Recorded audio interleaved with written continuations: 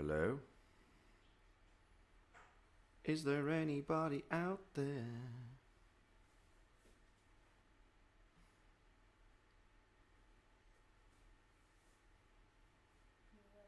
Hey, so you can all hear me now, yes?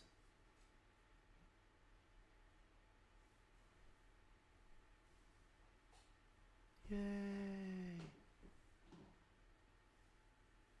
I had amazing assistance, and now I'm using the Gen X. I got help.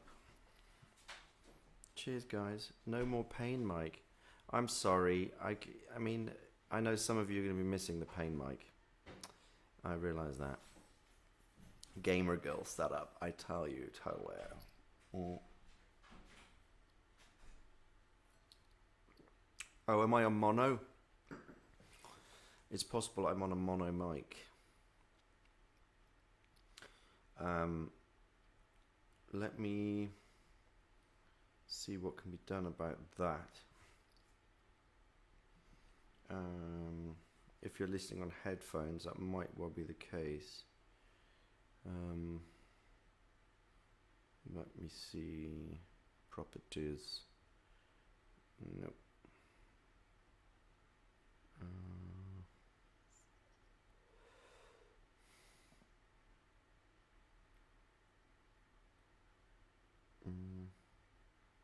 It shouldn't be. It should be on both sides. I believe, yeah, I can hear myself in both headphones there. So I'm not sure what's going on for you there. Okay.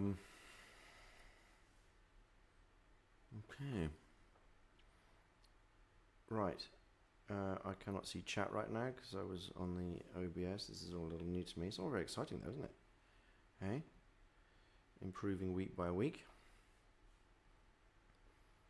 Can I go smaller than that? No. Alright. That's me.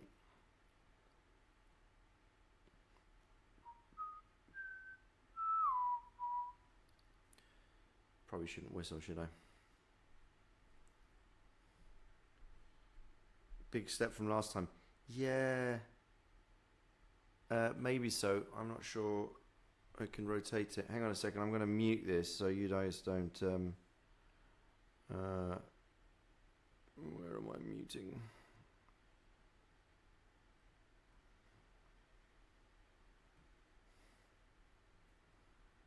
My left ear will get all the juicy ASMR if that's how you prefer it. However, I am going to turn the microphone around a little.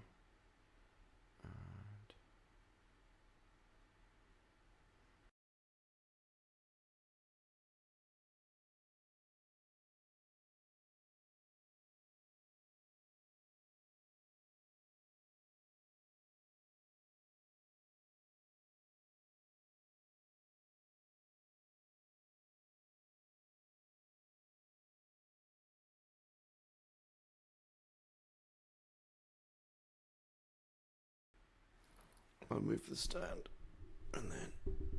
Sorry, guys. I'm trying to be as gentle as possible. How's that? Is that better?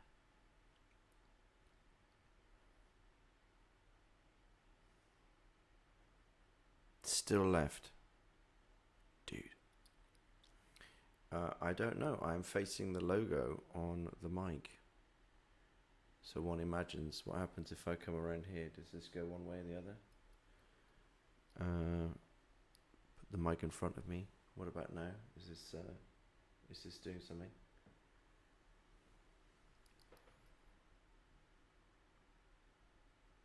No, it's all left.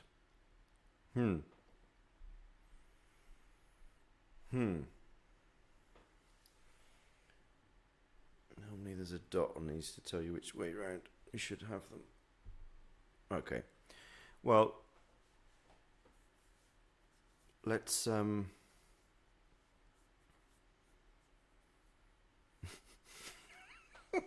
Dadzig, absolutely. Well done, yeah. So that's what we're going to do. I can see actually it might be the sound card.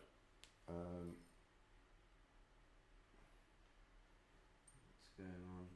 Maybe the sound card is set to mono.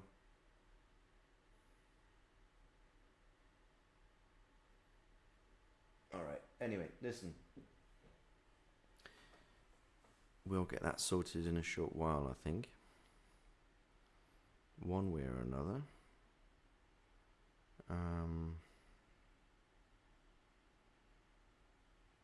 Advanced audio properties.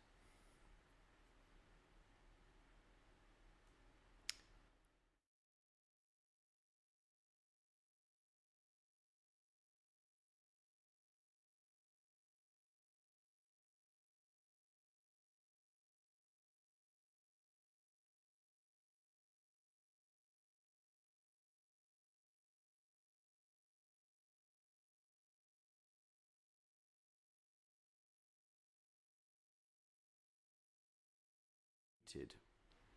What about now? Is it muted now? It's not muted now, is it? Are we now muted? Unmuted. What happens if I go this way? You can hear me now.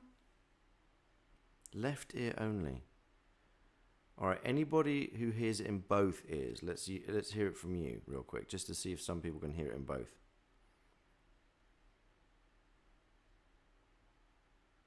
Hey Logan. In both ears. Okay, this is just weirdness then. I guess this is just a bit of a mystery then, maybe. This reminds me of when I was a child and I had my dad's very old black and white television. Most of you children wouldn't even remember what a black and white television is. And I used to listen to it. I used to watch TV. This tiny little television. Which was probably, the screen was probably about this big. Let's say 25 centimeters. And I used to listen to it, but it only had mono. I think I watched Aliens on that, Terminator, Total Recall, I don't know, a lot of movies. And yeah, that was fun. Used to watch, oh nice, Star Trek on a TV like that, amazing. Hey Chad. Okay. Thank you, Sally. 2 1 2 1 1 2 1 2 1 1 2 2 1 1 1 2 2 1 1 1 2 2 1 2. This is like me doing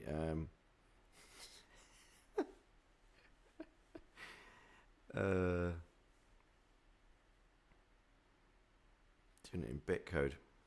69, yeah, of course. 1703, get in there, great year. Just read the story. Oh, I'm sorry.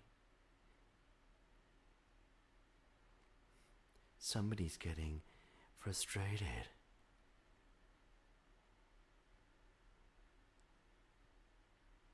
Wait, I do hear it in the right. It's like an ant talking. Ant talking. I like doing tech with Dad. Yeah, exactly. An ant talking. Yeah, they make a noise.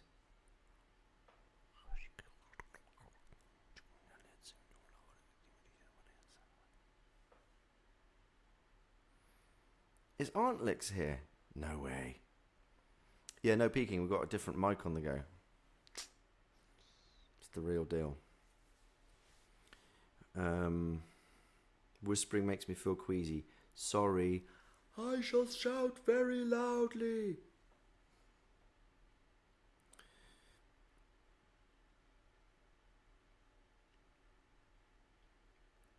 You heard me on both when I sat back like this. Is that what it is?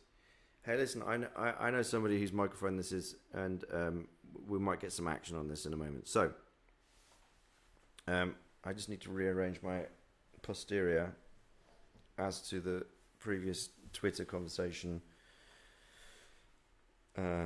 concerning Radzig's posterior. I think you'll find the game generators, the programmers there, did not really think about Radzig's butt in that particular shot, because I'm fairly sure if you look in other shots, it's not so flat.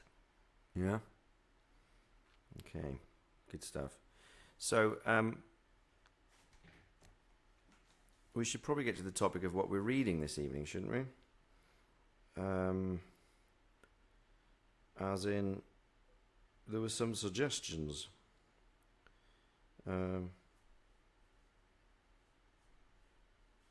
Yes, the VOD is activated in case anyone is interested. It was actually last time, but it wasn't automatic for people to look at it. But it was uploaded.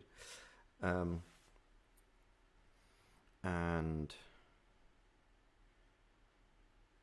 I'm going to wiggle the cable. I don't think it's the cable. It's it. That's just irritating, isn't it? Radzig is flat. Screw you, dude. That is not the case. All right, that man works out. He rides horses. Up and down, up and down, up and down. Anybody who's ever ridden horses will know what I'm talking about. So,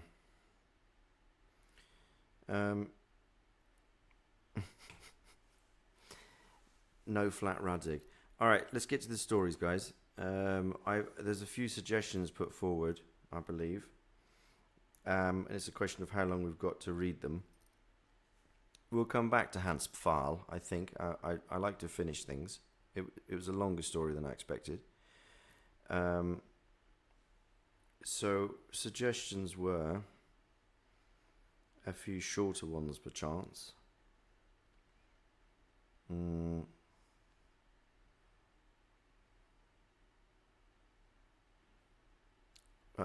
Yep, exactly. Double cheeked, exactly. A peer-reviewed study was had. That's about the size of it. Okay. Run a poll.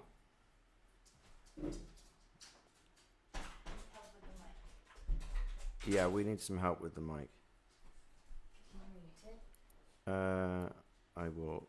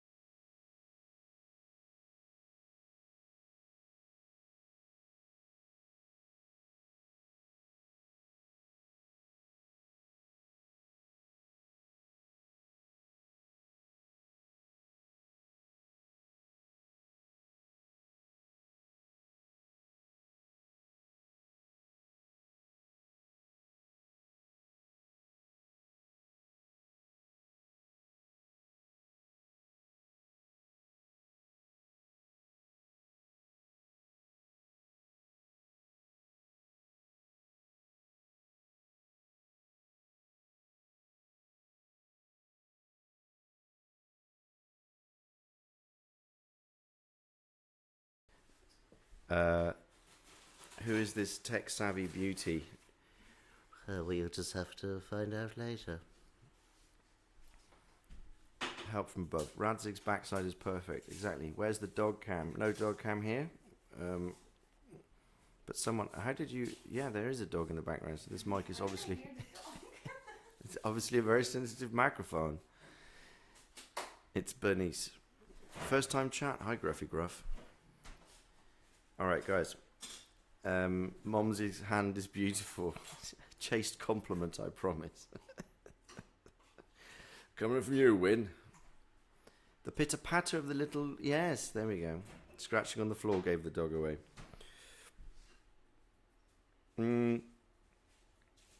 Okay, how do we feel about Mask of Red Death?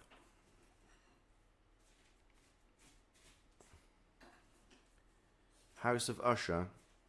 Good length, spooky and good. House of Usher. Let me have a look at that. Where would I find that?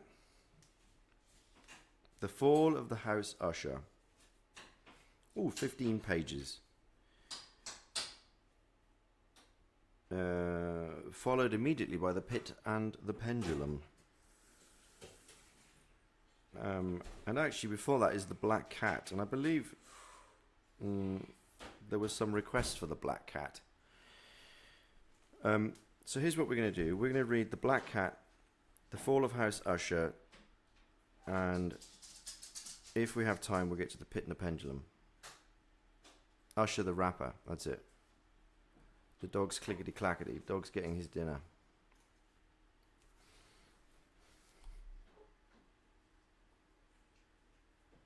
The Black Cat contains animal cruelty, just so everybody knows. I am not so familiar with this work, so you'll have to tell me. So if there's trigger warnings, I trust you to put them up there. Please, can you show the doggy? I don't know. Am I allowed to do that? He's eating now. I can't. You have to ask him. I can't do that right now. What are you drinking? I'm on the same bottle of whiskey I was on last time. Actually, I've got a fancy glass this time though. Mm-hmm. But no beer. As I'm officer beer. Ask the dog's permission. Yeah, a red label. Mango, do you wanna be in the video? He's still eating. He's hungry, yeah. Mango, that's right. So we're going to start with The Fall of the House of Usher. And then we'll see where time takes us.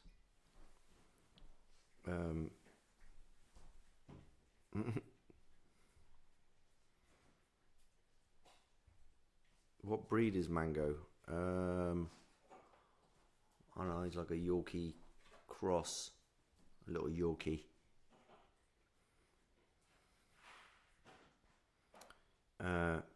Omelette the snake is the best snake, if you say so. Describe the dog in vivid detail. He is small. He has brown legs and tan brown legs and face, and he's got a blackish brown back. Short to medium hair. And Mango. He's also a bit deaf because he's quite old.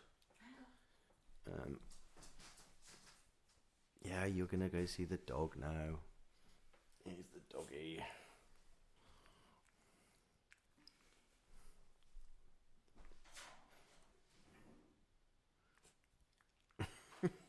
That's it. Everyone's convinced that he's a winner.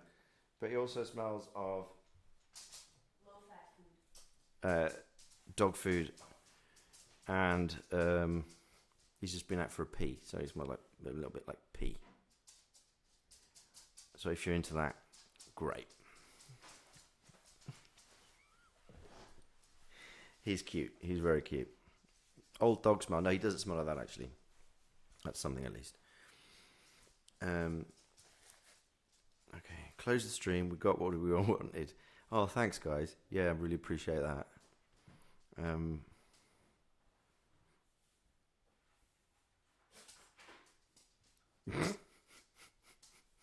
You guys are hilarious. Where are we starting with this? All right, I'm gonna move forward to the. Hang on a second now. Hang on a second.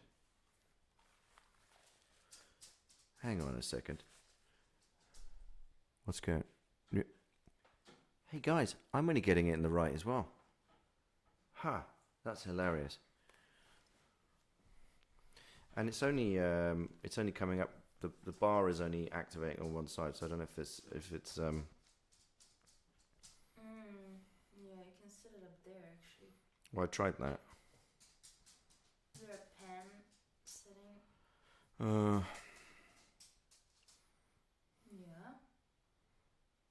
If you put it completely right, it turns off. It mutes. Mm-hmm. And there's mono. You put it on mono. But where would I put... Oh, the Nick channels. Okay, you should have me on both channels now. Everybody. Is that right? Everybody, you could only hear one side. Have you got me on both sides now? Yeah. Champion. There we go. I thought, I shouldn't click that. That's not the one I should click.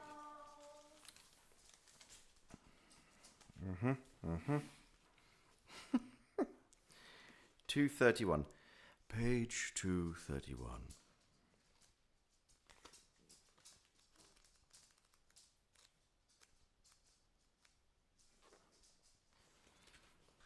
The Fall of the House of Usher. Oh, there's some French here. Son cœur est un luth suspendu. Sitôt qu'on le touche, il résonnait. De Béranger. Mango, you're hitting the mic. Mango puts him. What? I'm gonna take him here. What's it? He will hustle to sit on my lap, and then he'll want to get back down, and then he'll want to sit on my lap. So he's going in the next room.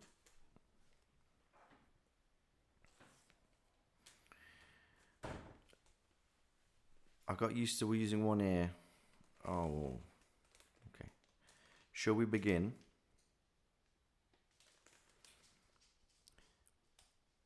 During the whole of a dull, dark, and soundless day in the autumn of the year, when the clouds hung oppressively low in the heavens, I had been passing alone on horseback through a singularly dreary tract of country, and at length found myself, as the shades of the evening drew on, within the view of the melancholy house of Usher.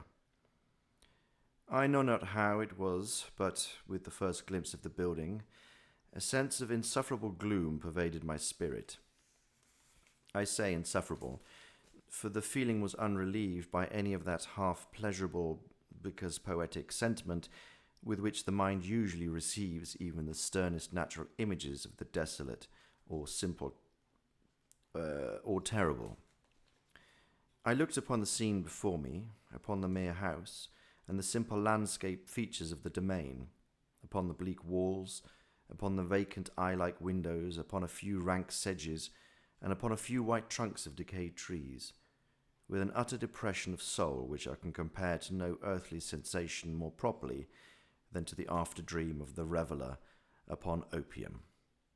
The bitter lapse into everyday life, the hideous dropping off of the veil. There was an iciness, a sickening of the heart, an unredeemed dreariness of thought which no goading of the imagination could torture into an aught of the sublime. What was it? I paused to think. What was it that so unnerved me in the contemplation of the house Usher? It was a mystery all insoluble, nor could I grapple with the shadowy fancies that crowded upon me as I pondered. I was forced to fall back upon the unsatisfactory conclusion that while beyond doubt there are combinations of very simple natural objects which have the power of thus affecting us, still the analysis of this power lies among considerations beyond our depth. It was possible, I reflected, that a mere different arrangement of the particulars of the scene, of the details of the picture, would be sufficient to modify or perhaps to annihilate its capacity for sorrowful impression. And acting upon this idea, I reined my horse to the precipitous brink of a black and lurid tarn that lay in unruffled lustre by the dwelling, and gazed down, but with a shudder even more thrilling than before, upon the remodelled and inverted images of the grey sedge, and the ghastly tree stems, and the vacant and eye-like windows. Nevertheless, in this mansion of gloom, I now propose to myself a sojourn of some weeks. Its proprietor, Roderick Usher, had been one of my boon companions in boyhood, but many years had elapsed since our last meeting. A letter, however, had lately reached me in a distant part of the country, a letter from him, which in its wildly importunate nature had admitted of no other than a personal reply. The MS gave evidence of nervous agitation. The writer spoke of an acute bodily illness, of mental disorder which oppressed him, and of an earnest desire to see me, as his best and indeed his only personal friend, with a view of attempting, by the cheerfulness of my society, some alleviation of his malady. It was the manner in which all this and much more was said. It was the apparent heart that went with his request which allowed me no room for hesitation, and I accordingly obeyed forthwith what I still considered a very singular summons. Although as boys we had been even intimate associates, yet I knew little of my friend. His reserve had always been excessive and habitual. I was aware, however, that his very ancient family had been noted, times out of mind, for a peculiar sensibility of temperament, displaying itself through long ages in many works of exalted art, and manifested of late in repeated deeds of munificent yet unobtrusive charity, as well as in a passionate devotion to the intricacies, perhaps even more so to the orthodox and easily recognizable beauties of musical science. I had learned, too, the very remarkable fact that the stem of the Usher race, all time honoured as it was, had put forth at no period any enduring branch. In other words, that the entire family lay in the direct line of descent, and had always, with very trifling and very temporary variations, so lain. It was this deficiency I considered, while running over in thought the perfect keeping of the character of the premises, with the accredited character of the people, and while speculating upon the possible influence which the one, in the long lapse of centuries, might have exercised upon the other, it was this deficiency, perhaps of collateral issue, and the consequence of undeviating transmission from sire to son of the patrimony with the name, which had at length so identified the two as to merge the original title of the estate in the quaint and equivocal appellation of the House of Usher, an appellation which seemed to include, in the minds of the peasantry who used it, both the family and the family mansion. I have said that the sole effect of my somewhat childish experiment, that of looking down within the tarn, had been to deepen the first singular impression.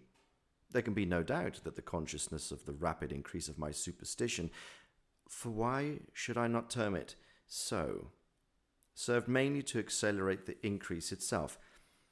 Since I have long known, is the paradoxical law of all sentiments having terror as a basis, or such I have known, and it might have been for this reason only that when I again uplifted my eyes to the house itself from its image in the pool, there grew in my mind a strange fancy, a fancy so ridiculous indeed that I but mention it to show the vivid force of the sensations which oppressed me. I had so worked upon my imagination as really to believe that about the whole mansion and the domain there hung an atmosphere peculiar to themselves and their immediate vicinity, an atmosphere which had no affinity with the air of heaven, but which had reeked up from the decayed trees, and the grey wall, and the silent tarn, a pestilent and mystic vapour, dull, sluggish, faintly discernible, and leaden-hued. Shaking off from my spirit what must have been a dream, I scanned more narrowly the real aspect of the building.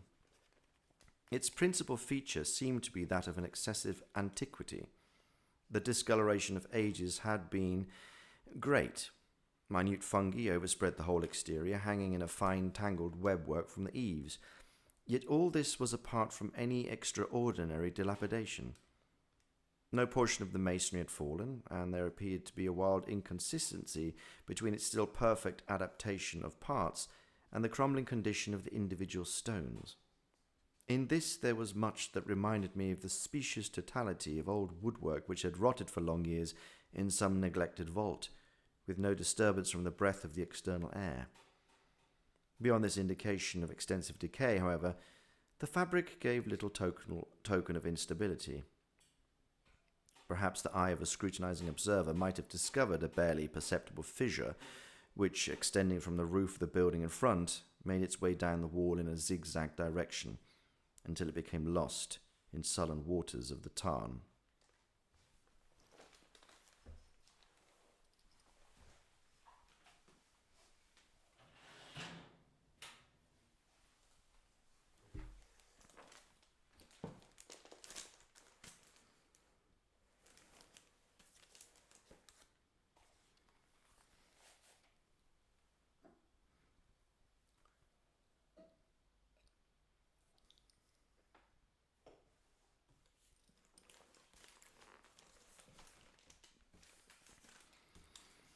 Noticing these things, I rode over a short causeway to the house.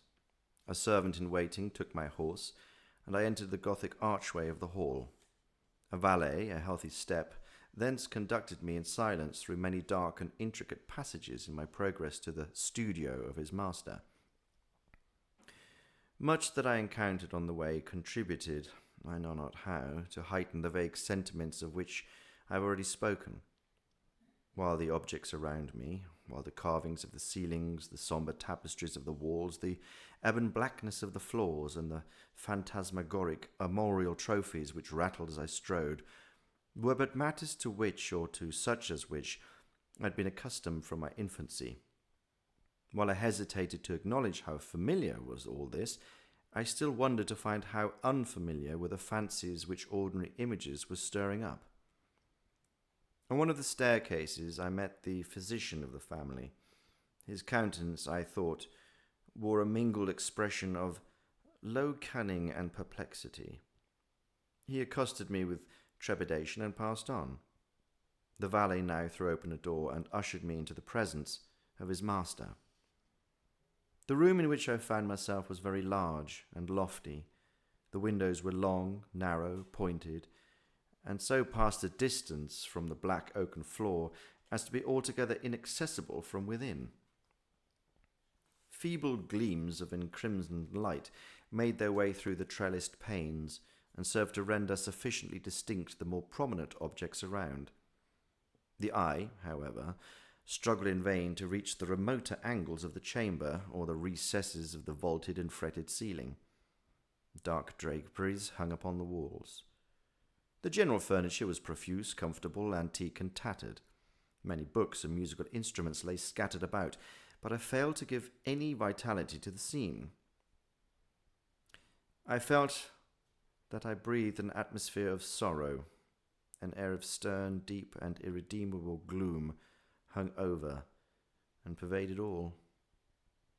Upon my entrance, Usher arose from a sofa on which he had been lying at full length, and greeted me with a vivacious warmth which had much in it. I had first thought of an overdue cordiality, of the constrained effort of the ennuyé man of the world. A glance, however, at his countenance had convinced me of his perfect sincerity. We sat down, and for some moments while he spoke, I gazed upon him with a feeling half of pity, half of awe. Surely man had never before so terribly been altered, in so brief a period as had Roderick Usher. It was with difficulty that I could bring myself to admit the identity of the wan being before me with the companion of my early boyhood. Yet the character of his face had been at all times remarkable. A cadaverousness of complexion, an eye large, liquid, and luminous beyond comparison, lips somewhat thin and very pallid, but of a surpassingly beautiful curve, a nose of a delicate Hebrew model, but with a breadth of nostril unusual in similar formations, a finely moulded chin, speaking, in its want of prominence, of a want of moral energy, hair of a more than web-like softness and tenuity. Those features, with an inordinate expansion upon the regions of the temple, made up altogether a countenance not easily to be forgotten. And now, in the mere exaggeration of the prevailing character of these features, and of the expressions they were wont to convey, lay so much of the change that I doubted to whom I spoke. The now ghastly pallor of the skin, and the miraculous lustre of the eye, above all things startled and even awed me. The silken hair, too, had been suffered to grow all unheeded, and as in its wild gossamer texture it floated rather than fell about the face, I could not, even with effort, connect its arabesque expression with any idea of simple humanity. In the manner of my friend, I was at once struck with an incoherence and inconsistency, and I soon found this to arise from a series of feeble and futile struggles to overcome an habitual trepidancy, an excessive nervous agitation. For something of this nature I had indeed been prepared, no less by his letter than by reminiscences of certain boyish traits and by conclusions deduced from his peculiar physical conformation and temperament. His action was alternately vivacious and sullen. His voice varied rapidly from a tremulous indecision, when the animal spirits seemed utterly in abeyance, to that species of energetic concision, that abrupt, weighty, unhurried, and hollowing-sounding enunciation, that leaden, self-balanced, and perfectly modulated guttural utterance which may be observed in the lost drunkard or the irreclaimable eater of opium during the periods of his most intense excitement. It was thus that he spoke of the object of my visit, of his earnest desire to see me, and of the solace he expected me to afford him. He entered at some length into what he conceived to be the nature of his malady. It was, he said, a constitutional and a family evil, and one for which he despaired to find a remedy. A mere nervous affection, he immediately added, which would undoubtedly soon pass off. It displayed itself in a host of unnatural sensations. Some of these, as he detailed them, interested and bewildered me, although perhaps the terms and the general manner of their narration had their weight. He suffered much more from a morbid acuteness of the senses, and the most insipid food was alone endurable. He could wear only garments of certain texture. The odours of all flowers were oppressive, his eyes were tortured by even a faint light, and there were but peculiar sounds, and these from stringed instruments, which did not inspire him with horror. To an anomalous species of terror, I found him a bounden slave. "I shall perish," he said. "I must perish in this deplorable folly. Thus, and not otherwise shall I be lost. I dread the events of the future, not in themselves, but in their results. I shudder at the thought of any, even the most trivial incident, which may operate upon this intolerable agitation of the soul. I have indeed an abhorrence of danger, except in this absolute effect, in its terror, in this unnerved, in this pitiable condition. I feel that the period will sooner or later arrive when I must abandon life and reason together in some sort of struggle with the grim phantasm. Fear." I learned, moreover, at intervals and through broken and equivocal hints, another singular feature of his mental condition. He was enchained by certain superstitious impressions in regard to the dwelling in which he tenanted, and whence for many years he had never ventured forth, in regard to an influence whose supposititious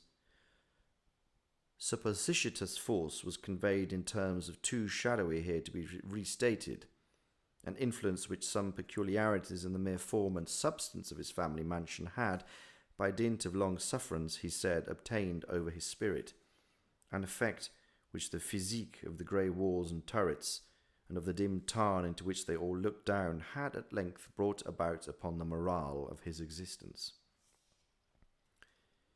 He admitted, however, although with hesitation, that much of the peculiar gloom which thus afflicted him could be traced to a more natural and far more palpable origin, to the severe and long-continued illness, indeed to the evidently approaching dissolution, of a tenderly beloved sister, his sole companion for years, his last and only relative on earth.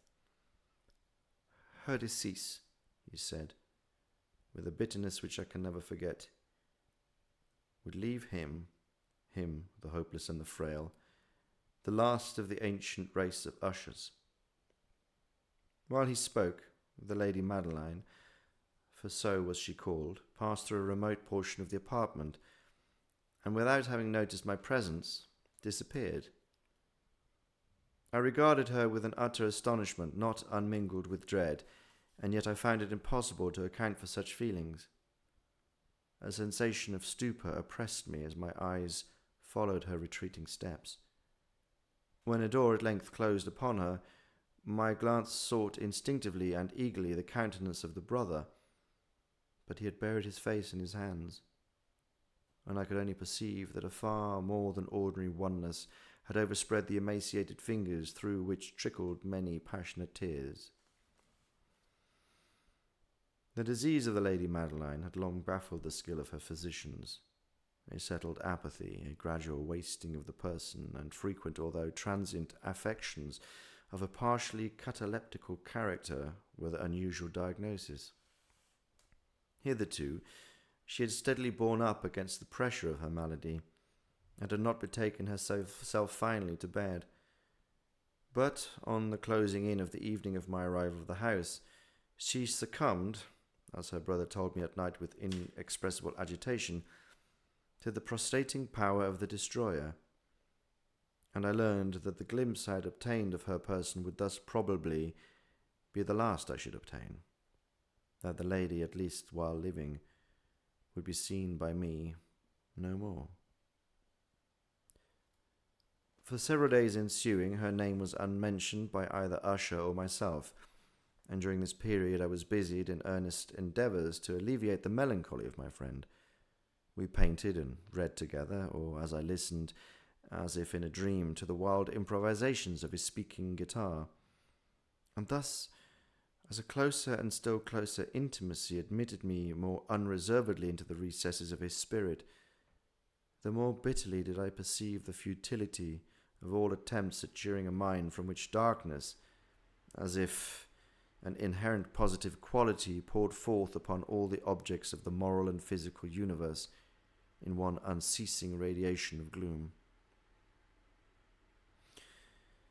I shall ever bear about me a memory of the many solemn hours I thus spent alone with the master of the house of Usher. Yet I should fail in any attempt to convey an idea of the exact character of the studies, or of the occupations in which he involved me or led me the way. An excited and highly distempered ideality threw a sulphurous lustre over all. His long improvised dirges will ring forever in my ears.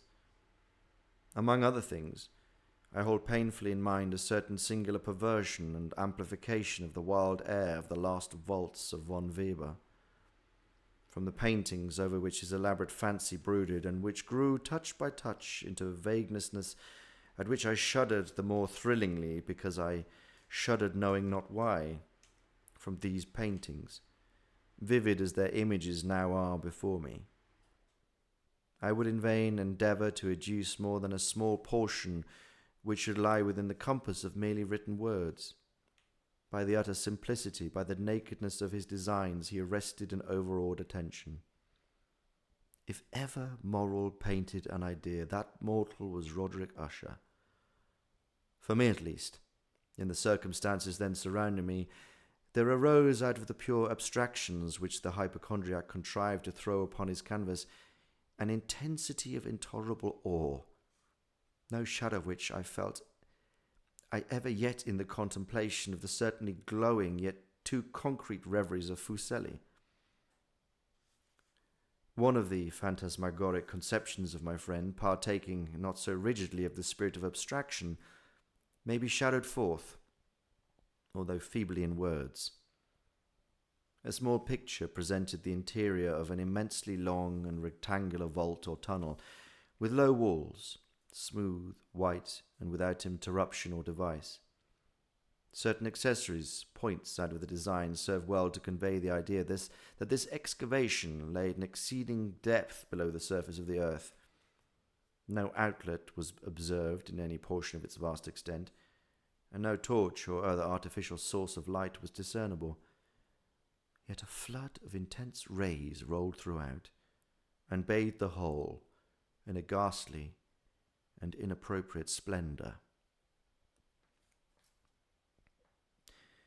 I have just spoken of that morbid condition of the auditory nerve which rendered all music intolerable to the sufferer, with the exception of certain effects of stringed instruments. It was perhaps the narrow limits to which he thus confined himself upon the guitar which gave birth in great measure to the fantastic character of his performances. But the fervid facility of his impromptus could not be so accounted for. They must have been and were in the notes, as well as in the words of his wild fantasies, for he not unfrequently accompanied himself with rhymed verbal improvisations. The result of that intense mental collectedness and concentration, to which I have previously alluded as observable only in particular moments of the highest artificial excitement.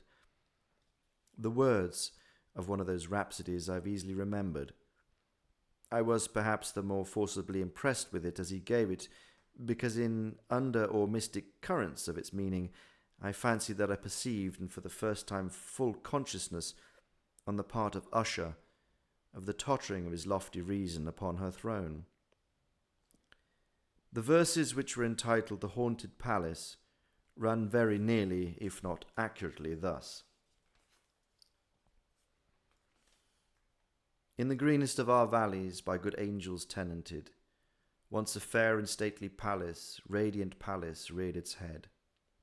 In the monarch's thoughts' dominion it stood there, near seraph spread a pinion of a fabric half so fair.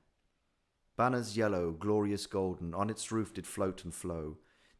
All this was in the olden time long ago. And every gentle air that dallied in that sweet day, along the ramparts plumed and pallid, a winged odour went away. Wanders in that happy valley, through the luminous windows saw spirits moving musically to a lute's well-tuned law. Round upon a throne was sitting Porphyrogenone. In state his glory well befitting the ruler of the realm was seen, and all with pearl and ruby glowing was the fair palace door, through which came flowing, flowing, flowing, and sparkling evermore, a troop of echoes whose sweet duty was but to sing, in voices of surpassing beauty, the wit and wisdom of their king. But evil things, in robes of sorrow, assailed the monarch's high estate. Ah, let us mourn, for never morrow shall dawn upon him desolate. And round upon his home, the glory that blushed and bloomed is but a dim remembered story of the old time entombed.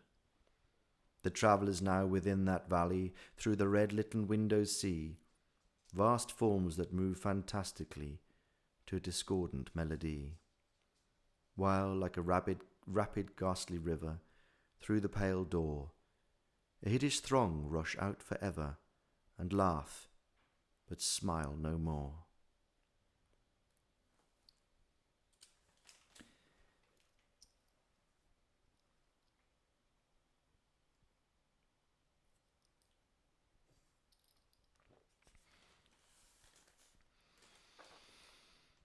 I well remember that suggestions arising from this ballad led us into a train of thought wherein there became manifest an opinion of Usher's which I mention not so much on account of its novelty, for other men have thought thus, as on account of the pertinacity with which he maintained it.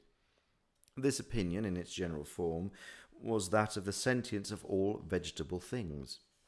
But in his disordered fancy, the idea had assumed a more daring character, and trespassed, under certain conditions, upon the kingdom of inorganization. I lack words to express the full extent or the earnest abandon of his persuasion. The belief, however, was connected, as I have previously hinted, with the grey stones of the house of his forefathers. The conditions of the sentence had been here, he imagined, fulfilled in the method of the collection of these stones, in the order of their arrangement, as well as in that of many fungi which overspread them, and of the decayed trees which stood around, above all in the long undisturbed endurance of this arrangement, and in its reduplication in the still waters of the Tarn. Its evidence, the evidence of the sentience, was to be seen, he said, and here I started as he spoke, in the gradual yet certain condensation of an atmosphere of their own upon the waters and the walls. The result was discoverable, he added, in that silent yet importunate and terrible influence which for centuries had moulded the destinies of his family, and which made him, what I now saw him, what he was. Such opinions need no comment, and I will make none. Our books, the books which for years I had formed no small portion of the mental existence of the invalid, were, as might be supposed, in strict keeping with this character of phantasm.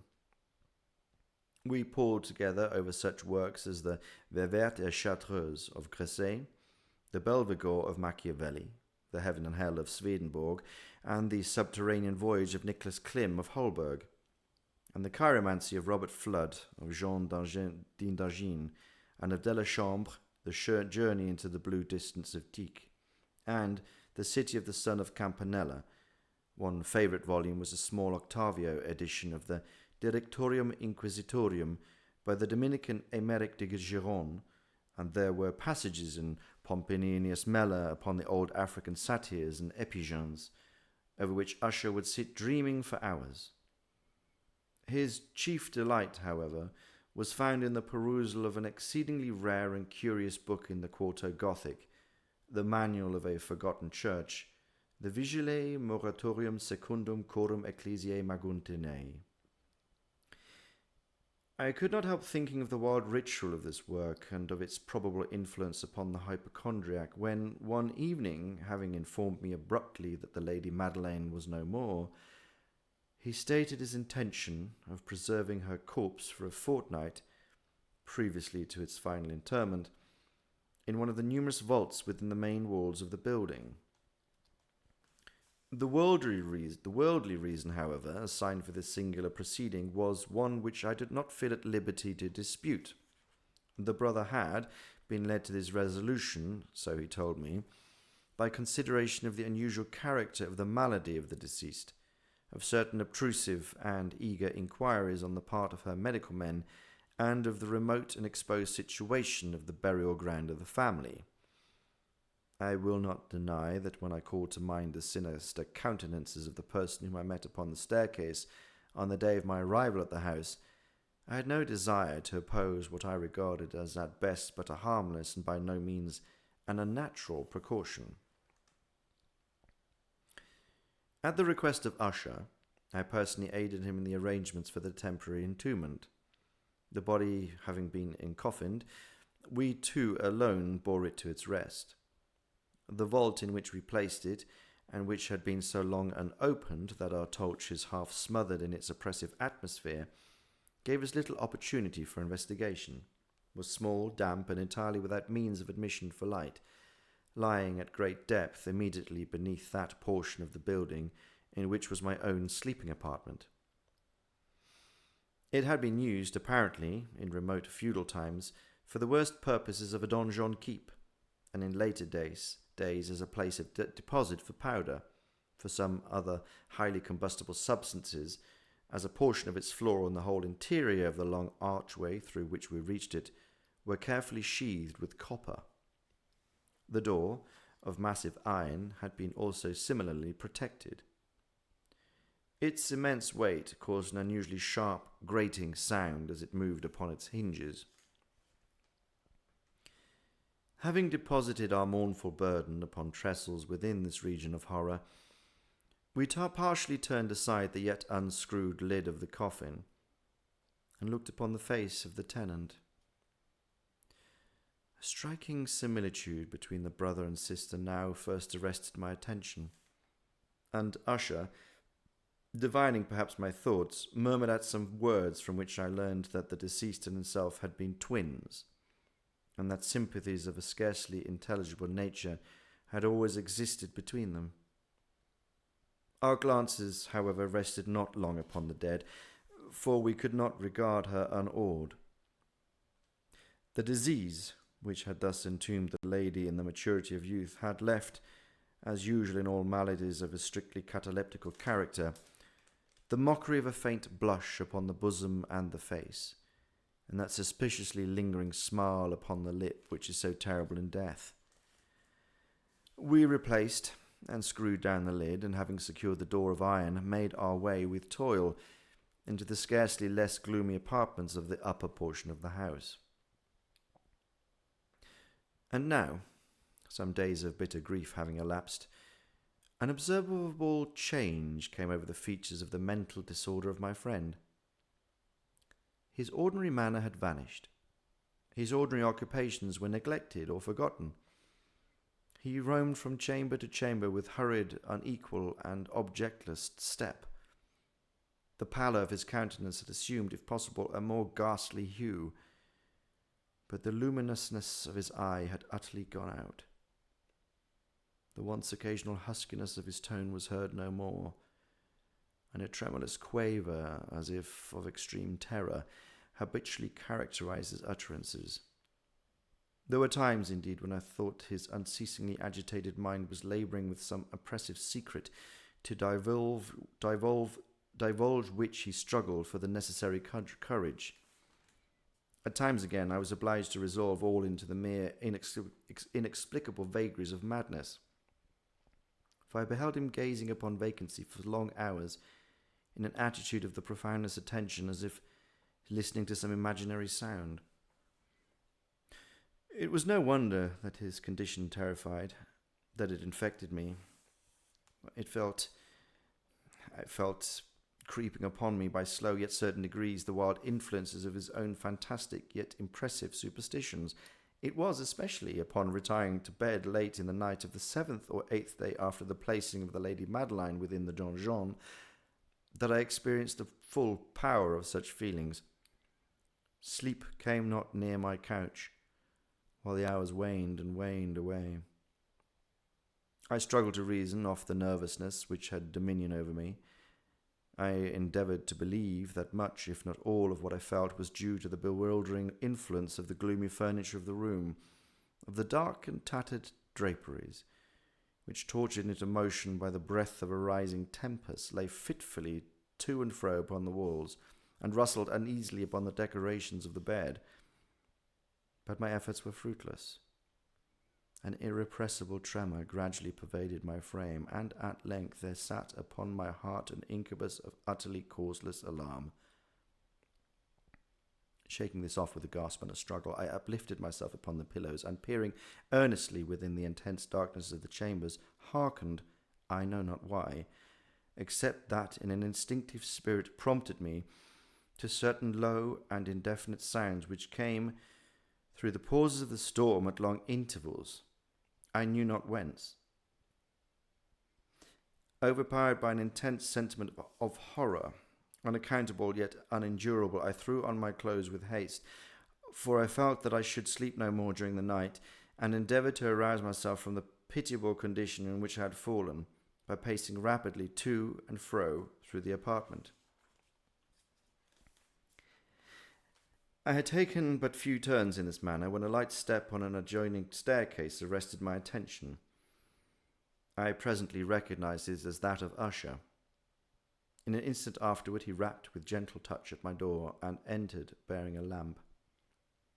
His countenance was, as usual, cadaverously wan, but, moreover, there was a species of mad hilarity in his eyes, and evidently restrained hysteria in his whole demeanour. His air appalled me, but anything was preferable to the solitude which I had so long endured, and even welcomed his presence as a relief. "And have you not seen it?" he said abruptly, after having stared about him some moments in the silence. "You have then not seen it? But stay, you shall." Thus speaking, and having carefully shaded his lamp, he hurried in one of the casements and threw it freely open to the storm. The impetuous fury of an entering gust nearly lifted us from our feet. It was indeed a tempestuous yet sternly beautiful night, and one wildly singular in its terror and its beauty. A whirlwind had apparently collected its force in our vicinity, and there were frequent and violent altercations in the direction of the wind, and the exceeding density of the clouds, which hung so low as to press upon the turrets of the house, did not prevent our perceiving the lifelike velocity with which they flew careering from all points against each other, without passing away into the distance. I say that even their exceeding density did not prevent our perceiving this. Yet we had no glimpse of the moon or the stars, nor was there any flashing forth of the lightning. But under the surfaces of the huge masses of agitated vapour, as well as all terrestrial objects immediately around us, were glowing in the unnatural light of a faintly luminous and distinctly visible gaseous exhalation, which hung about and enshrouded the mansion. "You must not, you shall not behold this," I said, shuddering to Usher, as I led him with a gentle violence from the window to the seat.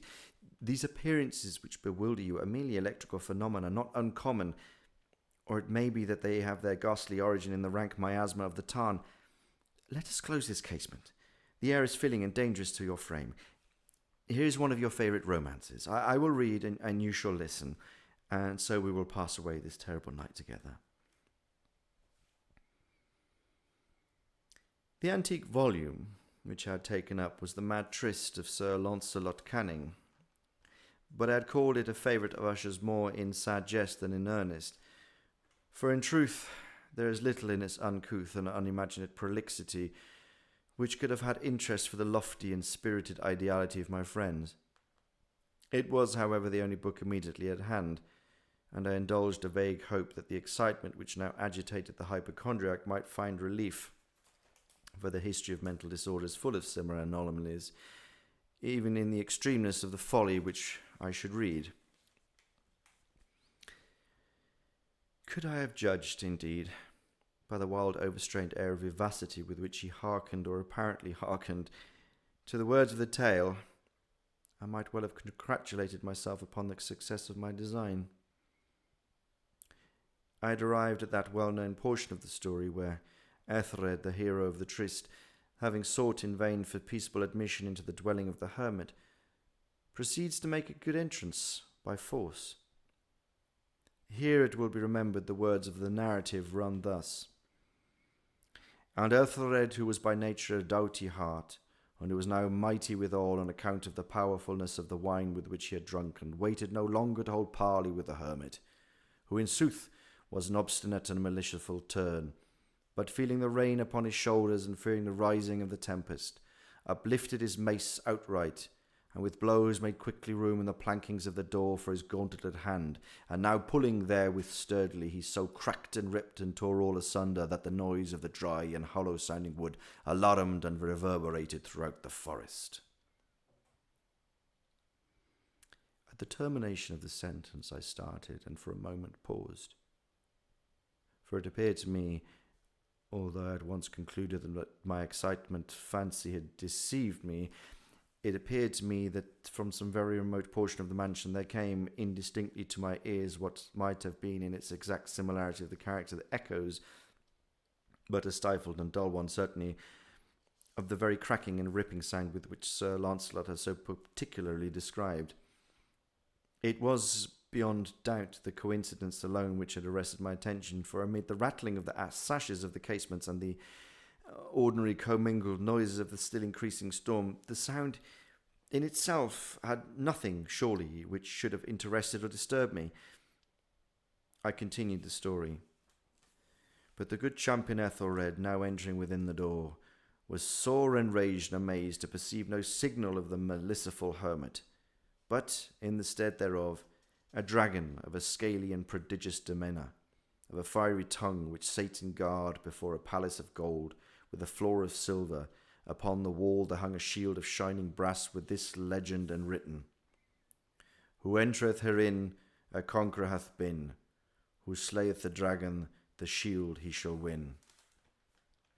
And Ethelred uplifted his mace and struck upon the head of the dragon, which fell before him, and gave up his pesty breath with a shriek so horrible and harsh, and withal so piercing, that Ethelred had feigned to close his ears with his hands against the dreadful noise of it, the like whereof was never heard before.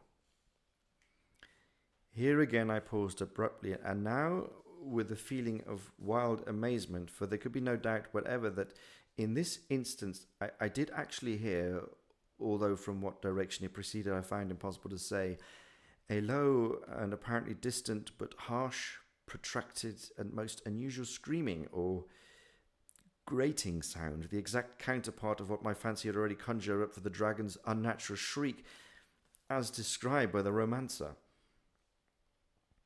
Oppressed as I was, as I certainly was upon the occurrence of this second and most extraordinary coincidence by 1,000 conflicting sensations, in which wonder and extreme terror were predominant, I still retained sufficient presence of mind to avoid exciting by any observation the sensitive nervousness of my companion.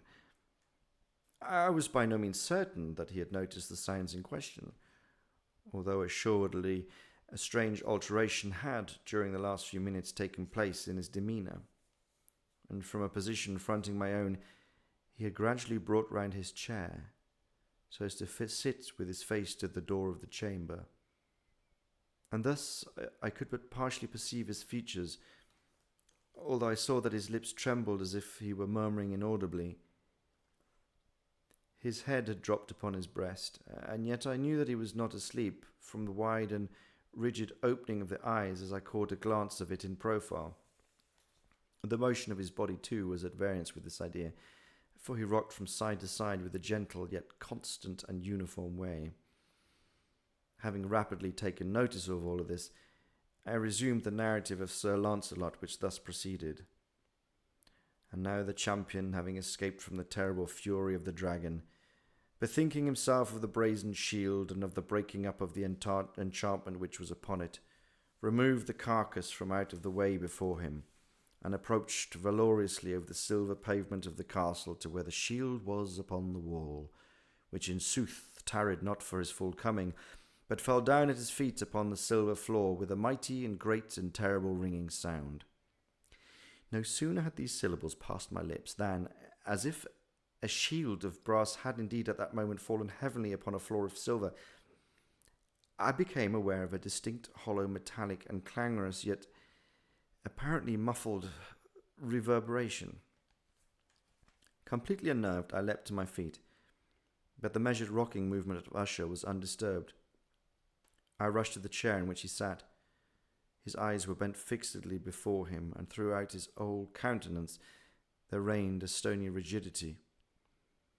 But as I placed my hand upon his shoulder, there came a strong shudder over his whole person.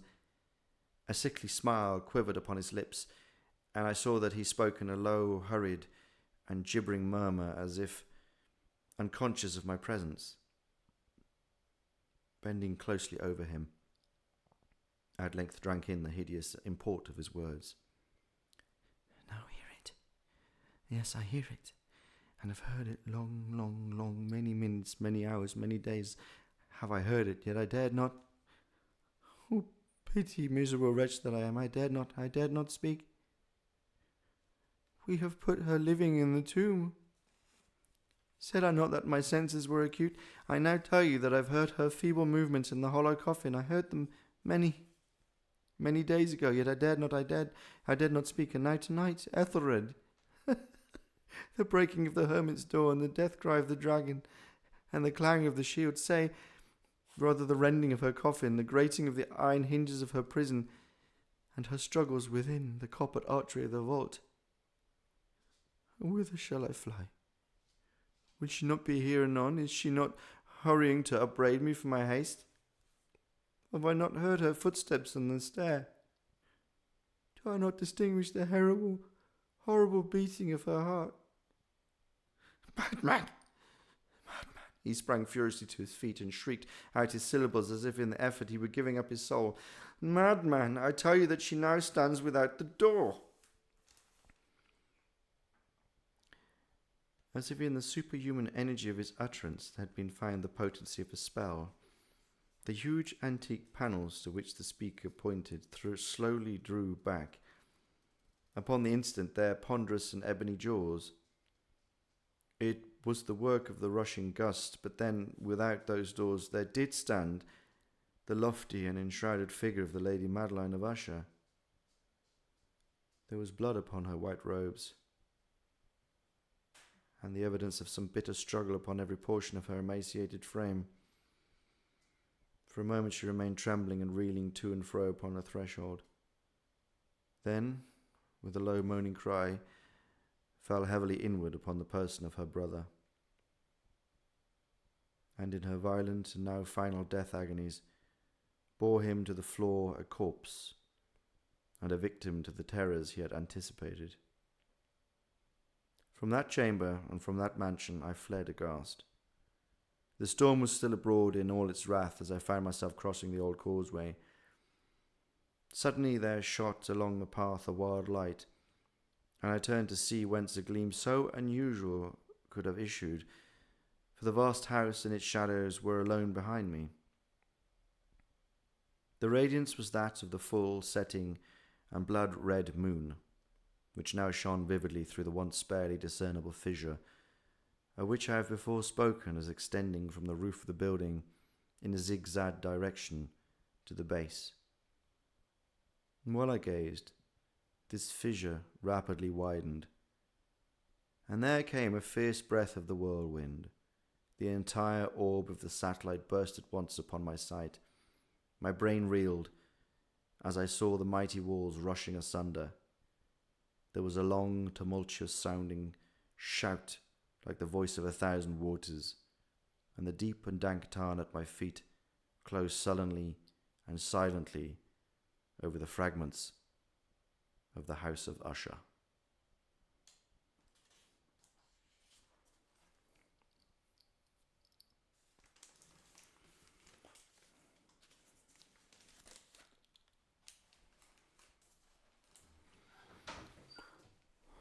That's it.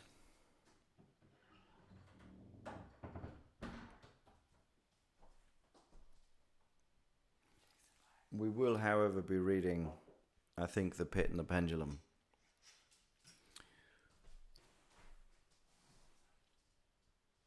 Let's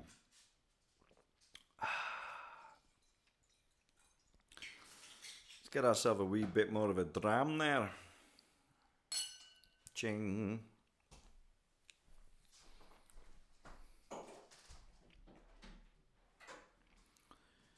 Whew.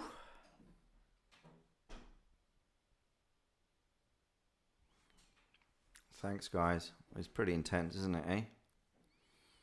Whew. Edgar Allan Poe. Can you ban Logan 5 Run? The Pit and the Pendulum.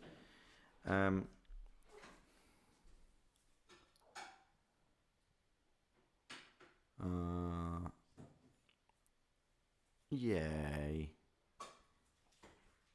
Thanks. It's Sasha Shire.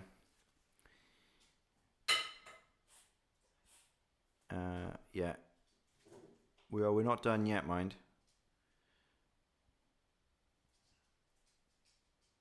What happened to the mood candle? I think it was bothering.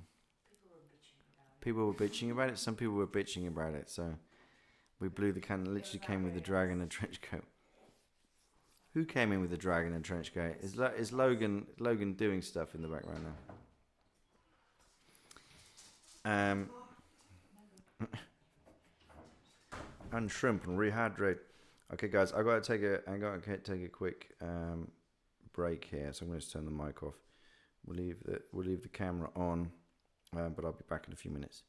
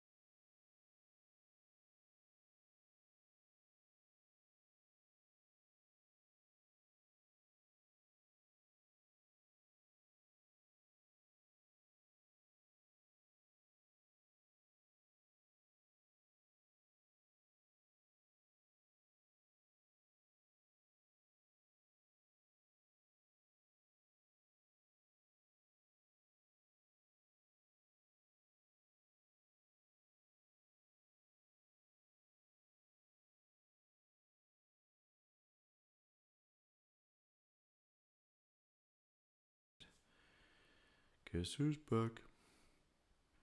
Back in town. Guess who's back? Guess who's back? Guess who's back? Oh, wow, wow, wow, wow. Heard a fart, by the way. I bet you did. Raiders. Who's raiding? Have we got raiders?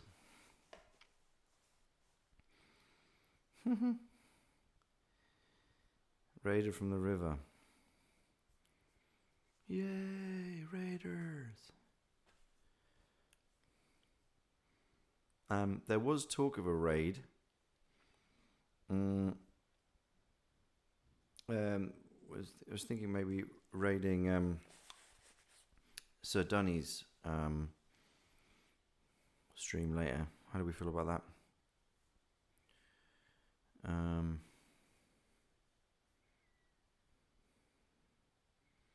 Brave on the rag-packed scoundrels and scoundrels and rogues. What's going on then? Hey, Sir Dunny. Raiders from the riveting rogue. What's going on? Santa's an old lady. All right, come on now, Leroy. Oh no, they're raiding the swag.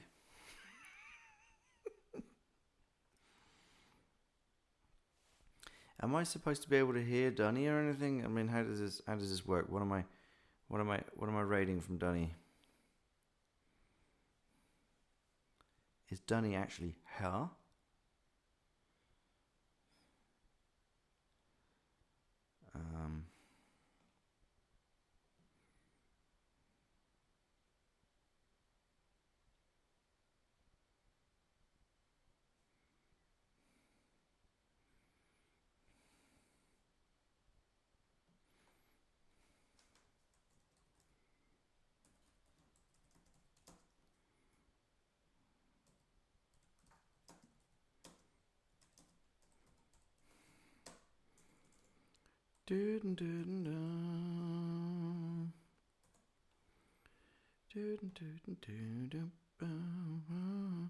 Someone with kindness in their hearts, please explain raiding to Daddy.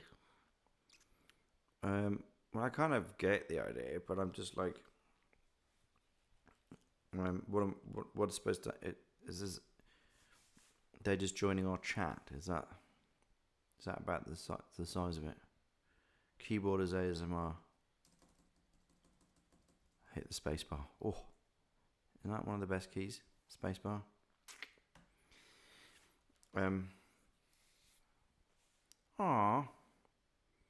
You brought all your viewers with you. Are you going to stay though? Because I'm going to be reading a story again shortly. It might take some time.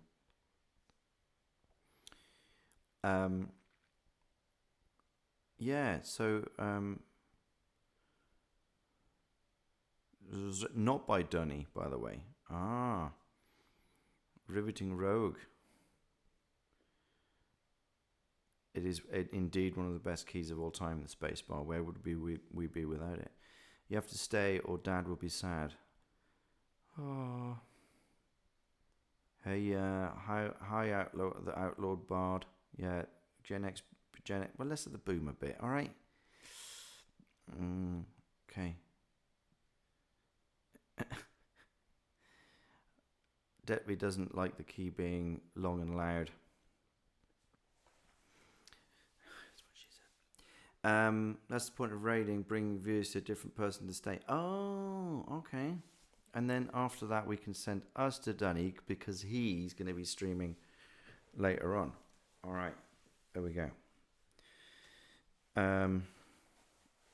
Rage bait? Hardly. Yeah, exactly. That's why I'm not. You're not a boomer, Logan. He's not. He's younger than me. He can't be. We're almost the same age. Yes, riveting rogue. You know it. Zoomers, whatever.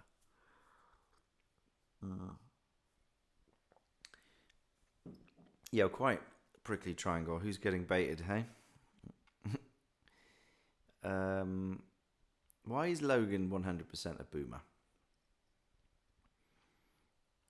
Tell me why Logan is a boomer. He's one of the least boomery people I know.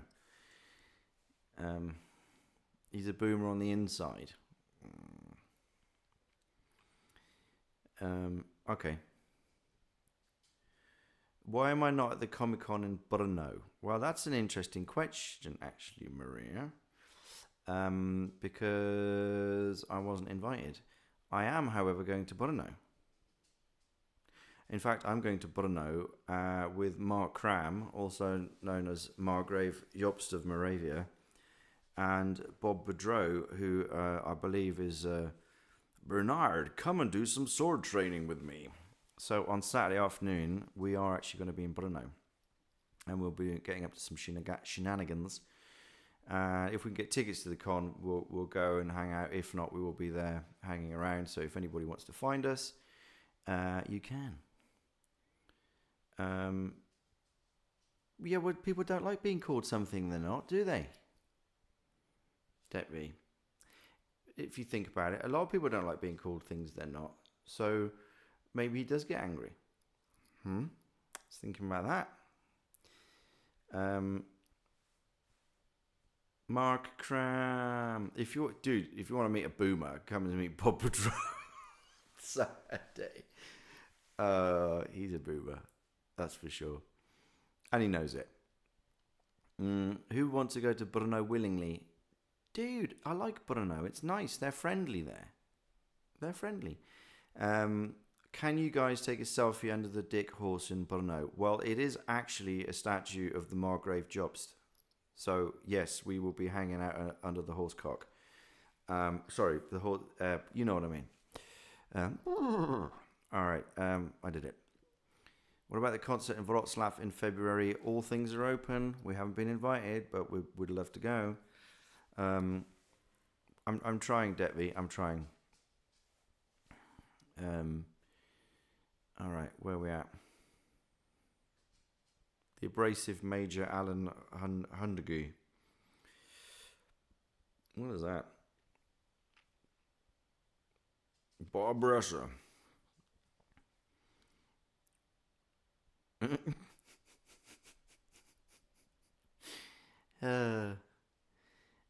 I mean, carry on doing it, by the way. Carry on calling him a boomer. I'm just saying that, sometimes people don't necessarily like being called, but that's fine. I mean, he likes a joke. Burner sounds like a motor not starting up properly. Not far wrong. But once it does start, doesn't it off go? Mark Cram owes you a squash. Oh, does he indeed? Well, if you come to Brno, he might bring you one. All right. So, I guess we should get on with the other story.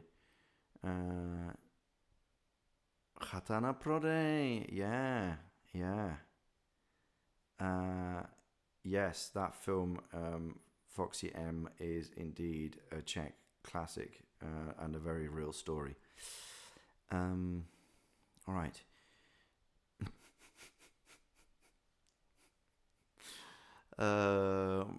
Barbara Rowe is actually a humour. All right, guys, we're gonna get the Pit and the Pendulum on the go. All right. I've been told that some of you might be a bit too sensitive with the cat one.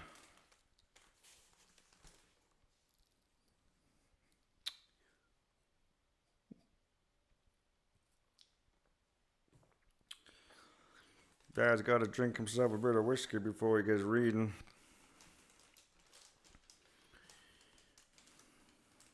Mary's gone, which means this chat will be 50% more chaste. I keep telling yourself that. Yeah. Exactly. See, someone will step in to fill the gap. Oh, we're starting with Latin. Oh, my word. Oh, okay. Here we go. The Pit and the Pendulum. Impia totorum longas hic turba furores, sanguinis inoqui son sitiatia aluit, sospite nunc patria fracto non funeris antro, mors ubi dira fult vita salusque patent. Quatrain composed for the gates of the market to be erected upon the site of the Jacobin House Club at Paris. I was sick unto death with that long, long agony, and when they at length unbounded me and I was permitted to sit, I felt that my senses were leaving me. The dread sentence of death was the last of distinct accentuation which reached my ears. After that, the sound of the inquisitorial voices seemed merged into one dreamy, indeterminate hum.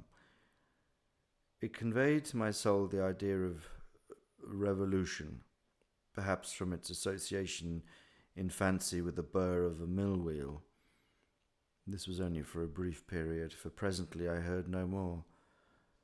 Yet for a while I saw, but with how terrible an exaggeration, I saw the lips of the black-robed judges.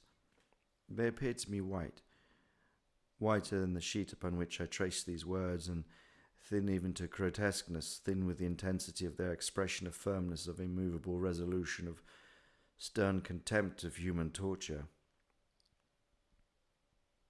I saw that the decrees of what to me was fate were still issuing from those lips. I saw them writhe with a deadly locution. I saw them fashion the syllables of my name.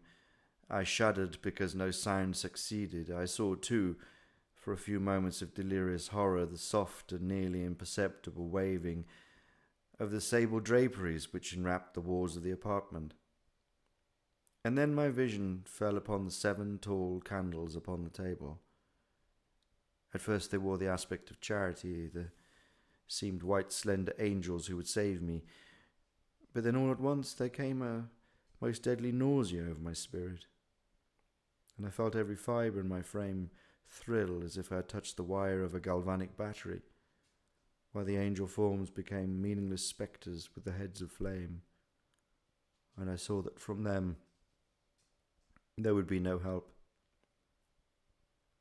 And then there stole into my fancy, like a rich musical note, the thought of what sweet rest there must be in the grave. The thought came gently and stealthily, and it seemed long before it attained full appreciation.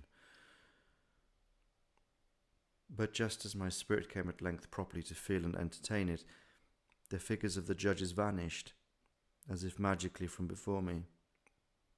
The tall candles sank into nothingness. Their flames went out utterly.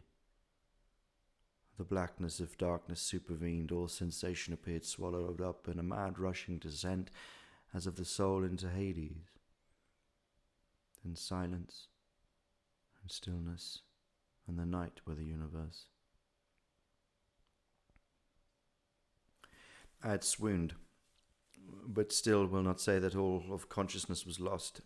What of it there remained I will not attempt to define or even to describe. Yet all was not lost. In the deepest slumber, no. In delirium, no. In a swoon, no. In death, no. Even in the grave, all is not lost. Else there is no immortality for man. Arising from the most profound of slumbers, we break the gossamer web of some dream. Yet in the second afterward, so frail that the web may have been, we remember not what we have dreamed. In the return to life from the swoon, there are 2 stages. First, that of the sense of mental or spiritual. Secondly, that of the sense of physical existence. It seems probable that if, upon reaching the second stage, we could recall the impressions of the first, we should find these impressions eloquent in the memories of the gulf beyond.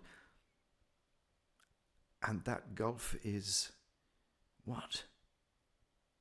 How at least shall we distinguish its shadows from those of the tomb? But the impressions, if the impressions of what I've termed the first stage are not at will recalled, yet after long interval, do they not come unbidden, while we marvel whence they come? He who has never swooned is not he who finds strange palaces and wildly familiar faces in coals that glow, is not he who beholds floatings in mid-air the sad visions that the many may not view, is not he who ponders over the perfume of some novel flower, is not he whose brain grows bewildered with the meaning of some musical cadence which has never before arrested his attention. Amid frequent and thoughtful endeavours to remember, amid earnest struggles to regather some token of the state of seeming nothingness into which my soul had lapsed, there have been moments when I have dreamed of success. There have been brief, very brief periods when I have conjured up remembrances which the lucid reason of a later epoch assures me could have been reference only to that condition of seeming unconsciousness. These shadows of memory tell indistinctly of tall figures that lifted and bore me in silence down, down, still down, till a hideous dizziness oppressed me at the mere thought and idea of interminableness of the descent. They also tell of a vague horror at my heart on account of the heart's unnatural stillness.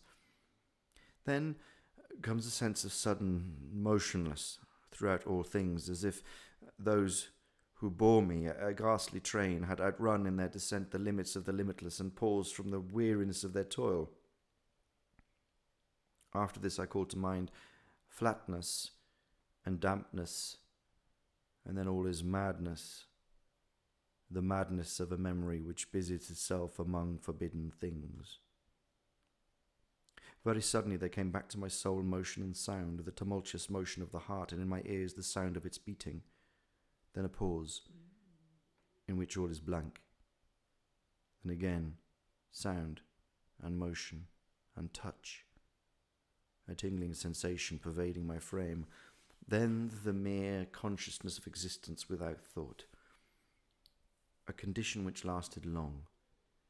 Then very suddenly thought and shuddering terror and earnest endeavour to comprehend my true state, and then a strong desire to lapse into insensibility. Then a rushing revival of soul and successful effort to move. And now a full memory of the trial, of the judges, of the sable draperies, of the sentence, of the sickness, of the swoon. Then entire forgetfulness of all that followed, of all that a later day and much earnestness of endeavour have enabled me to vaguely recall.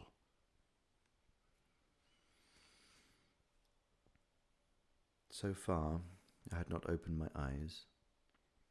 I felt that I lay upon my back unbound. I reached out my hand and it fell heavily upon something damp and hard. There I suffered it to remain for many minutes while I strove to imagine where and what I could be. I longed, yet dared not to employ my vision. I dreaded the first glance at objects around me. It was not that I feared to look upon things horrible, but that I grew aghast lest there should be nothing to see. At length, with a wild desperation at heart, I quickly unclosed my eyes. My worst thoughts then were confirmed. The blackness of eternal light encompassed me. I struggled for breath. The intensity of the darkness seemed to impress and stifle me. The atmosphere was intolerably close. I lay still, quietly, and made effort to exercise my reason. I brought to mind the inquisitorial proceedings and attempted from that point to deduce my real condition. The sentence had passed, and it appeared to me that a very long interval of time had elapsed, yet not for a moment did I suppose myself actually dead. Such a supposition, notwithstanding what we read in fiction, is altogether inconsistent with real existence. But where and in what state was I? The condemned to death, I knew, perished usually at the auto de fe, and one of these had been held on the very night of the day of my trial.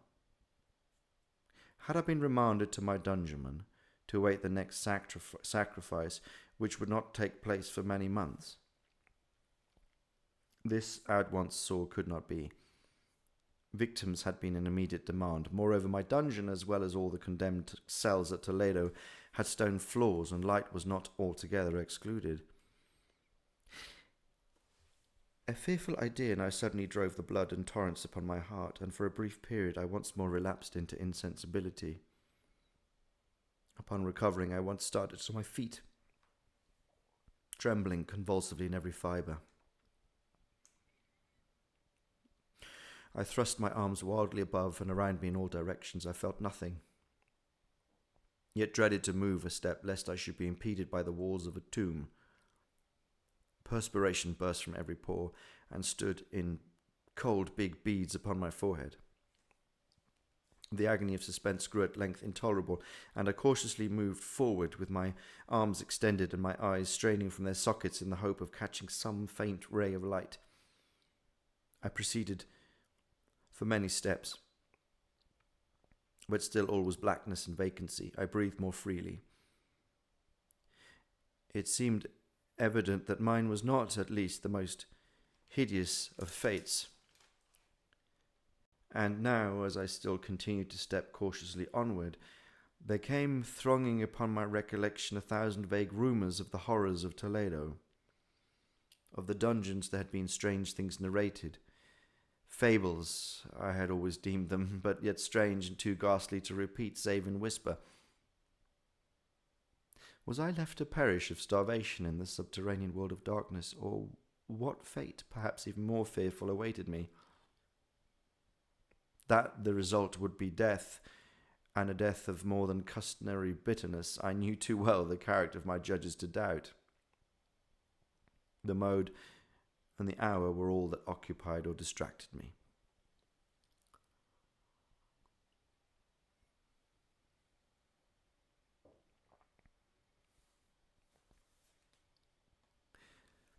My outstretched hands at length encountered some solid obstruction. It was a wall, seemingly of stone masonry, very smooth, slimy, and cold. I followed it up, stepping with all careful distrust with which certain antique narratives had inspired me. This process, however, afforded me no means of ascertaining the dimensions of my dungeon, as I make its circuit and return to the point whence I once set out without being aware of the fact. So perfectly uniform seemed the wall. I therefore sought the knife which had been in my pocket when led into the inquisitorial chamber, but it was gone. My clothes had been exchanged for a wrapper of coarse serge. I had thought of forcing the blade in some minute crevice of the masonry so as to identify my point of departure. The difficulty, nevertheless, was but trivial, although in the disorder of my fancy it seemed at first insufferable. I tore a part of the hem from the robe and placed the fragment at full length and at right angles to the wall. In groping my way around the prison, I could not fail to encounter this rag upon completing the circuit, so at least I thought. But I had not counted upon the extent of the dungeon, or upon my own weakness. The ground was moist and slippery. I staggered onward for some time, when I stumbled and fell. My excessive fatigue induced me to remain prostrate, and sleep soon overtook me as I lay. Upon awakening and stretching forth an arm, I found beside me a loaf and a pitcher with water. I was too much exhausted to reflect upon this circumstance, but ate and drank with avidity. Shortly afterward, I resumed my tour around the prison, and with much toil came at last upon the fragment of the serge. Upon to the period when I fell, I had counted 52 paces, and upon resuming my walk, I had counted 48 paces, when I arrived at the rag. There were in all, then, 100 paces, and admitting 2 paces to the yard, I presumed the dungeon to be 50 yards in circuit. I had met, however, with many angles in the walls, and thus I could form no guess at the shape of the vault, for vault I could not help supposing it to be. I had little object, certainly no hope, in these researches, but a vague curiosity prompted me to continue them. Quitting the wall, I resolved to cross the area of the enclosure. At first I proceeded with extreme caution, for the floor, which, although seemingly of solid material, was treacherous with slime. At length, however, I took courage and did not hesitate to step firmly, endeavouring to cross it in direct as a line as possible. I had advanced some 10 or 12 paces in this manner, when the remnant of the torn hem of my robe became entangled between my legs. I stepped on it and fell violently on my face. In the confusion attending my fall, I did not immediately apprehend a somewhat startling circumstance, which yet In a few seconds afterward, and when I lay prostrate, arrested my attention. It was this. My chin rested upon the floor of the prison, but my lips and the upper portion of my head, although seemingly at a less elevation than the chin, touched nothing. At the same time, my forehead seemed bathed in a clammy vapour, and the peculiar smell of decayed fungus arose to my nostrils. I put forward my arm and shuddered to find that I had fallen at the very brink of a circular pit, whose extent, of course, I had no means of ascertaining at the moment. Groping at the masonry just below the margin, I succeeded in dislodging a small fragment and let it fall into the abyss. For many seconds I hearkened to its reverberations as it dashed against the sounds of the chasm in its descent. At length there was a sullen plunge into water, exceeded by loud echoes. At the same moment there came a sound resembling the quick opening and as a rapid closing of a door overhead, with a faint gleam of light flashing suddenly through the gloom, and as suddenly faded away. I saw clearly the doom which had been prepared for me, and congratulated myself upon the timely accident which I had escaped. And then a step before my fall, and the world would see me no more. And a death just avoided was that of a very character which I regarded as fabulous and frivolous in the tales of respecting the Inquisition. To the victims of its tyranny, there was the choice of death with its direct physical agonies, or death with its most hideous moral horrors. I had been reserved for the latter. By long suffering, my nerves had been unstrung, until I trembled at the sound of my own voice, and had become in every respect a fitting subject for the species of torture which awaited me. Shaking in every limb, I groped my way back to the wall, resolving there to perish rather than risk the terrors of the wells, of which my imagination I pictured many in various positions upon the donjon. In other conditions of the mind, I might have had courage to end my misery at once by a plunge into one of those abysses, but now I was the veriest of cowards. Neither could I forget what I had read of these pits, that the sudden extinction of life formed no part of their most horrible plan. Agitation of spirit kept me awake for many long hours, but at length I again slumbered. Upon arousing, I found by my side, as before, a loaf and a pitcher of water. A burning thirst consumed me, and I emptied the vessel at a draught.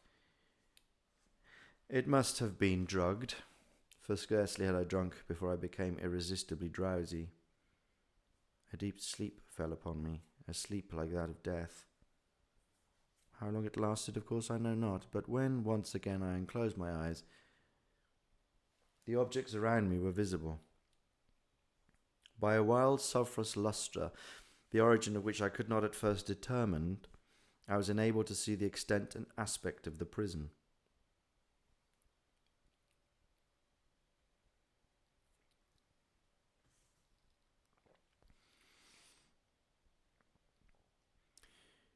In its size I had been greatly mistaken. The whole circuit of its walls did not exceed 25 yards. For some minutes this fact occasioned me a world of vain trouble. Vain indeed, for what could be of less importance under the terrible circumstances which environed me than the mere dimensions of my dungeon? But my soul took a wild interest in the trifles, and I busied myself in endeavours to account for the error I had committed in my measurement. The truth at length flashed upon me. In my first attempt at exploration, I had counted 52 paces up to the period when I fell. I must then have been within a pace or two of the fragment of serge. In fact, I had nearly performed the circuit of the vault. I then slept, and upon waking, I must have returned upon my steps, thus opposing the circuit nearly double what it actually was. My confusion of mind prevented me from observing that I began my tour with the wall to the left and ended it with the wall to the right. I had been deceived too in respect to the shape of the enclosure.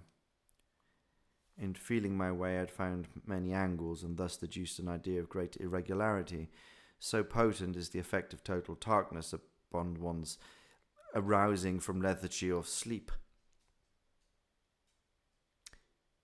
The angles were simply those of a few slight depressions or niches at odd intervals. The general shape of the prison was square. What I had taken for masonry seemed now to be iron or some other metal, in huge plates whose sutures or joints occasioned the depressions. The entire surface of this metallic enclosure was rudely daubed in all the hideous and repulsive devices to which the charnel superstition of the monks has given risen. The figures of fiends in aspects of menace, with skeletal forms and other more really fearful images overspread and disfigured the walls. I observed that the outlines of those monstrosities were sufficiently distinct, but that the colours seemed faded and blurred, as if from the effects of damp atmosphere. I now noticed the floor too, which was of stone, and in the centre yawned the circular pit from whose jaws I had escaped. But it was the only one in the dungeon. All this I saw indistinctly and by much effort, for my personal condition had been greatly changed during the slumber. I now lay upon my back, and at full length, on a species of low framework of wood. To this I was securely bound by a long strap resembling a circingle. It passed in many convolutions about my limbs and leg, leaving at liberty only my head and my left arm to such extent that I could, by dint of exertion, supply myself with food from an earthen dish which lay by my side on the floor. I saw, to my horror, that the pitcher had been removed. I say to my horror, for I was consumed with intolerable thirst. This thirst, it appeared to be the design of my persecutors to stimulate, for the food in the dish was meat pungently seasoned. Looking upward, I surveyed the ceiling of my prison. It was some 30 or 40 feet overhead, and constructed much as the side walls. In one of its panels, a very singular figure riveted my whole attention. It was the painted figure of Time, as he is commonly represented, save that in lieu of a scythe, he held what, at a casual glance, I suppose to be the pictured image of a huge pendulum, such as we see on antique clocks. There was something, however, in the appearance of this machine which caused me to regard it more attentively, while I gazed directly upward at it, for its position was immediately over mine. I fancied that I saw it in motion. In an instant afterward the fancy was confirmed. Its sweep was brief and, of course, slow. I watched it for some minutes, somewhat in fear, but more in wonder. Wearied at length with observing its full, dull movement, I turned my eyes upon the other objects of the cell. A slight noise attracted my notice, and looking to the floor, I saw several enormous rats traversing it. They had issued from the well, which lay just within view to my right. Even then, while I gazed, they came upon me in troops, hurriedly, with ravenous eyes, allured by the scent of the meat. From this it required much effort and attention to scare them away. It might have been half an hour, perhaps even an hour, for I could take but imperfect note of time, before I again cast my eyes upward. What I then saw confounded and amazed me. The sweep of the pendulum had increased in extent by nearly a yard. As a natural consequence, its velocity was also much greater. But what mainly disturbed me was the idea that it had perceptibly descended. I now observed, with what horror it is needless to say, that its nether extremity was formed of a crescent of glittering steel about a foot in length from horn to horn, the horns upwards, and the under edge evidently as keen as that of a razor. Like a razor, or so it seemed, massy and heavy, tapering from the edge into a solid and broad structure above. It was appended to a weighty rod of brass, and the whole hissed as it swung through the air. I could no longer doubt the doom prepared for me by monkish ingenuity in torture. My cognizance of the pit had become known to the inquisitorial agents. The pit, whose horrors had been destined for so bold a recusant as myself. The pit, typical of hell and regarded by rumour as the ultima thule of all punishments. The plunge into this pit I had avoided by the merest of accidents, and I knew that surprise or entrapment into torment formed an important portion of all the grotesquerie of these dungeon deaths. Having failed to fall, it was no part of the demon plan to hurl me into the abyss, and thus, there being no alternative, a different and milder destruction awaited me. Milder. I half smiled in my agony as I thought of such application of such a term.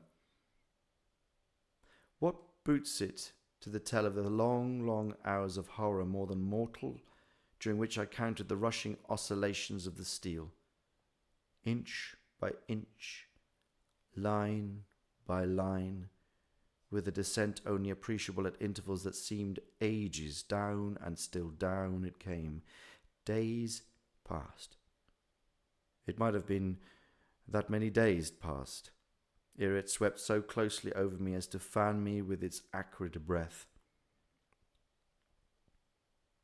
The odour of the sharp steel forced itself into my nostrils. I prayed.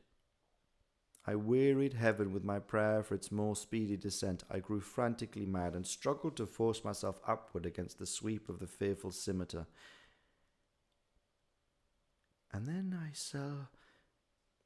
fell suddenly calm, and lay smiling at the glittering death, as a child at some rare bauble. There was another interval of utter insensibility. It was brief, for upon again lapsing into life, there had been no perceptible descent in the pendulum. But it might have been long, for I knew there were demons who took note of my swoon, and could have arrested the vibration at pleasure. Upon my recovery, too, I felt very inexpressibly sick and weak, as if though through long inanition. Even amid the agonies of that period, the human nature craved food. With painful effort, I outstretched my left arm as far as my bonds permitted, and took possession of the small remnant which had been spared me by the rats. As I put a portion of it within my lips, there rushed to my mind a half-formed thought of joy, of hope. Yet what business had I with hope? It was, as I say, a half-formed thought. Man has many such which are never completed. I felt that it was of joy, of hope, but I also felt that it had perished in its formation. In vain I struggled to regain it. Long suffering had nearly annihilated all my ordinary powers of mind. I was an imbecile, an idiot. The vibration of the pendulum was at right angles to my length. I saw that the crescent was designed to cross the region of the heart. It would fray the serge of my robe. It would repeat and return its operations again and again. Notwithstanding its terrifically wide sweep, some 30 feet or more, and the hissing vigour of its descent, sufficient to sunder these very walls of iron, still the fraying of my robe would be all that, for several minutes, it would accomplish. And at this thought I paused. I dared not go further with this reflection. I dwelt upon it with a pertinacity of attention, as if, in so dwelling, I could arrest here the descent of the steel. I forced myself to ponder upon the sound of the crescent as it should pass across the garment, upon the peculiar thrilling sensation which the friction of cloth produces on the nerves. I pondered upon this frivolity until my teeth were on edge. Down steadily it crept. I took a frenzied pleasure in contrasting its downward with its lateral velocity to the right, to the left, far and wide, the shriek of a damned spirit, my heart with the stealthy pace of a tiger. I alternately laughed and howled as the one or the other idea grew predominant. Down. Certainly, relentlessly down. It vibrated within 3 inches of my bosom. I struggled violently, furiously, to free my left arm. This was free only from the elbow to the hand.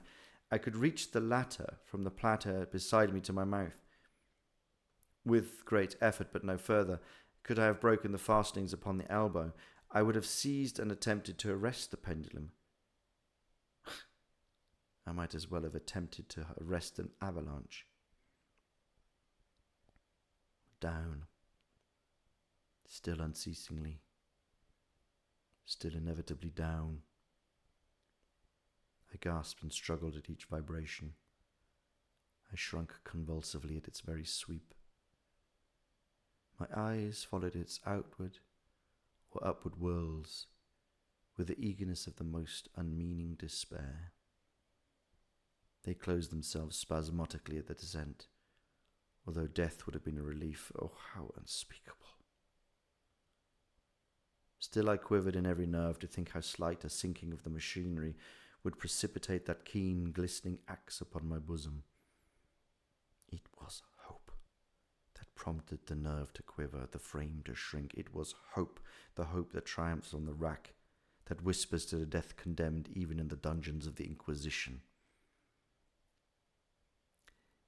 I saw that with some 10 or 12 vibrations would bring the steel in actual contact with my robe. And with this observation there suddenly came over my spirit all the keen collected calmness of despair. For the first time during many hours, or perhaps days, I thought. It now occurred to me that the bandage or circingle which enveloped me was unique. I was tied by no separate cord. The first stroke of the razor-like crescent athwart any portion of the band would so detach it that it might be unwound from the person by means of my left hand. But how fearful in that case the proximity of the steel! The result of the slightest struggle, how deadly! Was it likely, moreover, that the minions of the torturer had not foreseen and provided for that possibility? Was it probable that the bandage across my bosom in the track of the pendulum? Dreading to find my faint, and, as it seemed, my last hope frustrated, I so far elevated my head as to obtain a distinct view of my breast. The circingle enveloped my limbs and body close in all directions, save in the path of the destroying crescent. Scarcely had I dropped my head back into its original position, when there flashed upon my mind what I cannot better describe than as the unhalf form of the idea of deliverance to which I had previously alluded, and of which a moiety only floated indeterminately through my brain when I raised food to my burning lips. The whole thought now was present, feeble, scarcely sane, scarcely definite, but still entire. I proceeded at once with the nervous energy of despair to attempt its execution.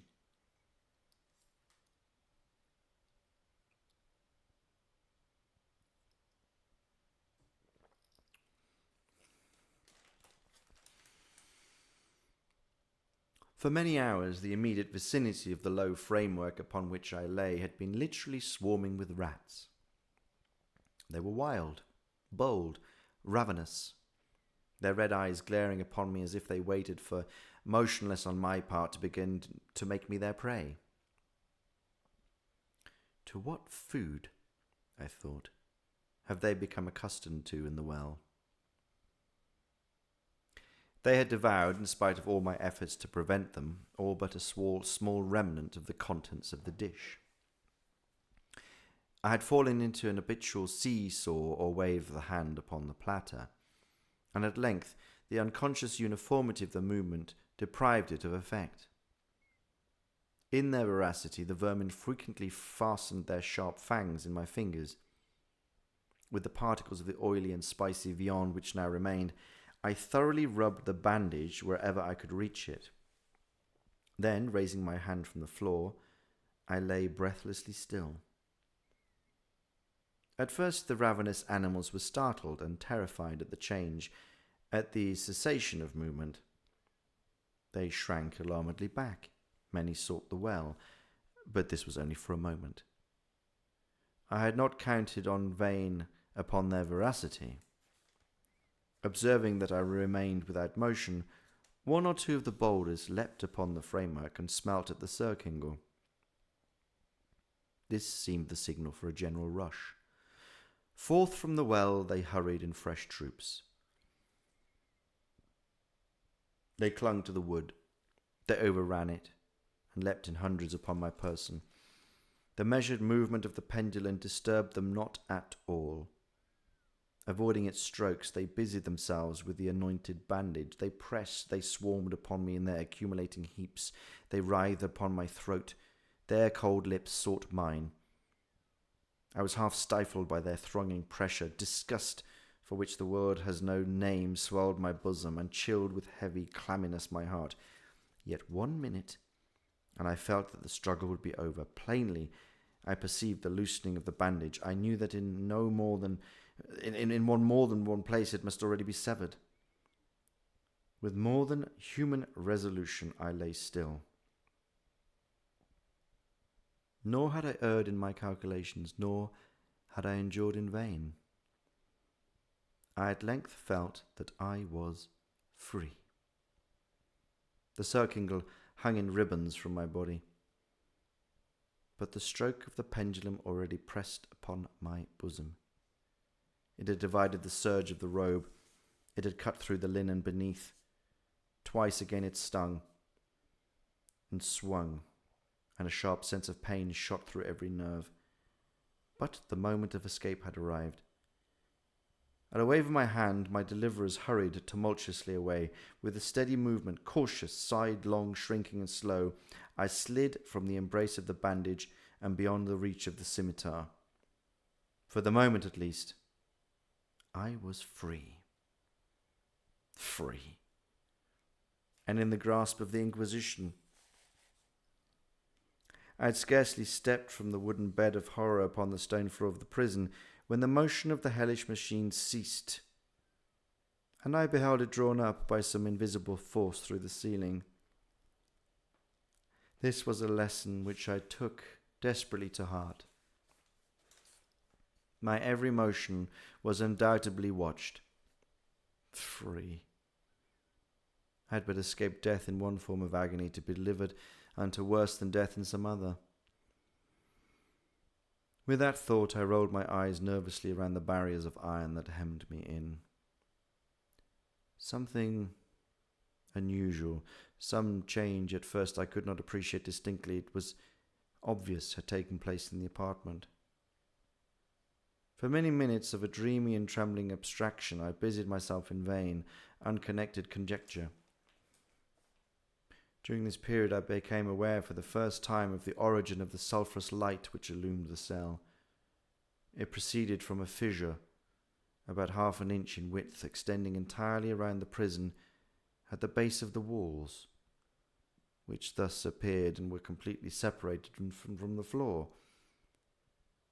I endeavoured, but of course in vain, to look through the aperture. As I arose from the attempt, the mystery of the alteration in the chamber broke at once upon my understanding. I observed that, although the outlines of the figures upon the walls were sufficiently distinct, yet the colours seemed blurred and indefinite. These colours had now assumed, and were momentarily assuming, a startling and most intense brilliancy that gave to the spectral and fiendish portraitures an aspect that might have thrilled even firmer nerves than mine. Demon eyes of wild and ghastly vivacity glared upon me in 1,000 directions where none had been visible before, and gleamed with the lustrous lustre of fire that I could not force my imagination to regard as unreal. Unreal. Even while I breathed, there came to my nostrils the breath of the vapour of heated iron. A suffocating odour pervaded the prison. A deeper glow settled each moment in the eyes that glared at my agonies. A richer tint of crimson diffused itself over the pictured horrors of blood. I panted. I gasped for breath. There could be no doubt of the design of my tormentors. Most unrelenting. Oh, most demoniac of men. I shrank from the glowing metal to the centre of the cell. Amid the thought of the fiery destruction that impended, the idea of the coolness of the world came over my soul like balm. I rushed to its deadly brink. I threw my straining vision below. The glare from the enkindled roof illumined its innermost recesses. Yet for a wild moment did my spirit refuse to comprehend the meaning of what I saw. At length it wrestled its way into my soul. It burned itself in upon my shuddering reason. For a voice to speak of horror, or any horror but this. With a shriek I rushed from the margin and buried my face in its hands, weeping bitterly. The heat rapidly increased, and once again I looked up, shuddering as with a fit of the ague. There'd been a second change in the cell, and now the change was obviously in the form. As before, it was in vain that I at first endeavoured to appreciate or understand what was taking place, but not long after I was left in no doubt. The inquisitorial vengeance had been hurried by my twofold escape. There was to be no more dallying with the King of Terrors. The room had been square.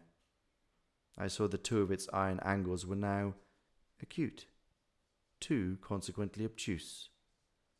The fearful distance quickly increased with a low rumbling or moaning noise. In an instant, the apartment had shifted its form into that of a lozenge. But the alteration stopped not here.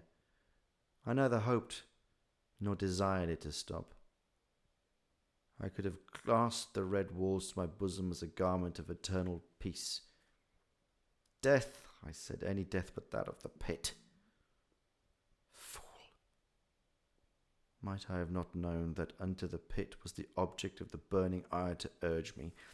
Could I resist its glow? Or even that, could I withstand its pressure? And now flatter and flatter grew the lozenge, with a rapidity that left me no time for contemplation. Its centre and of course its greatest width came just over the yawning gulf.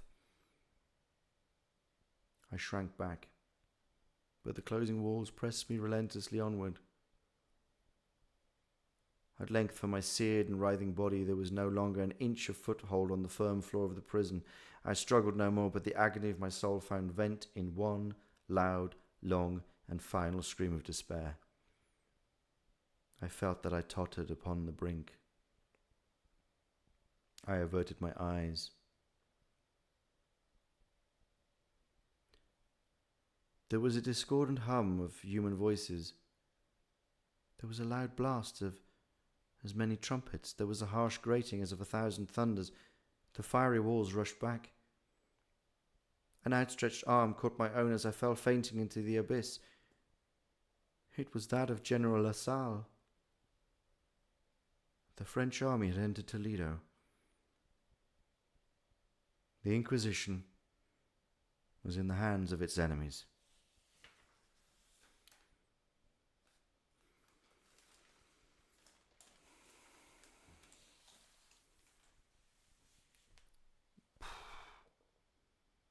Heavy that one, isn't it, eh?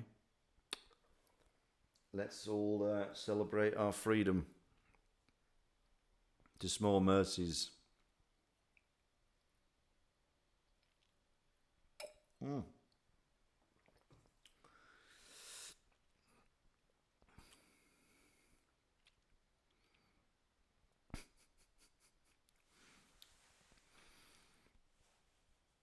yeah, I that is one I do actually know. Rumi Sadai. Nazdravi. You said bosom 9 times. Thank you for that.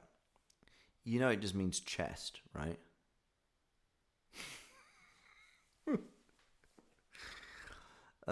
Boobies, boobies. You had a bosom counter from the last time, really? So maybe Poe's got something about bosoms. Oh, I'm sorry. I won't spoil your fun. Okay. I don't know. Maybe we should count up how many times in all of his stories you keeping track. It's mummy chest. Okay. Here's the thing. Why don't we go raid Sir Dunny?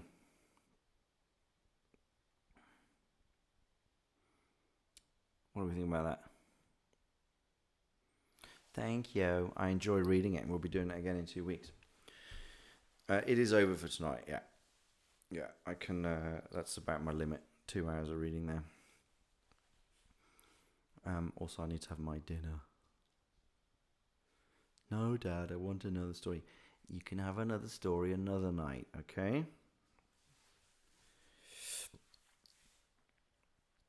I can't have them all.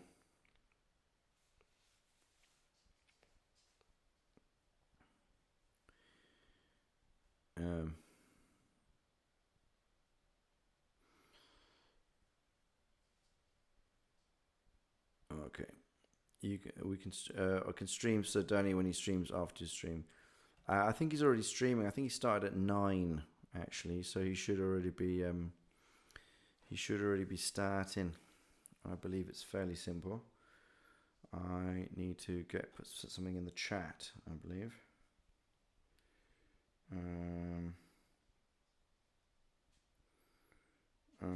Where are we to? Go see Sir Donny.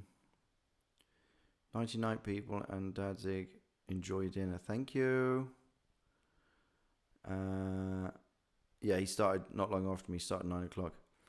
I will give Mango a little pet. Thank you, Sally, for modding. Thank you all for joining. I'm going to follow these instructions as to how to. Where are we at?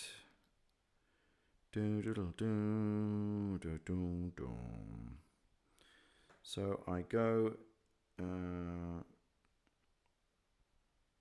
into the chat of my own channel, type /raid, followed by the username of the channel you want to raid. So should we give it a go then? Hang on, 20 new messages. Tech with Dad.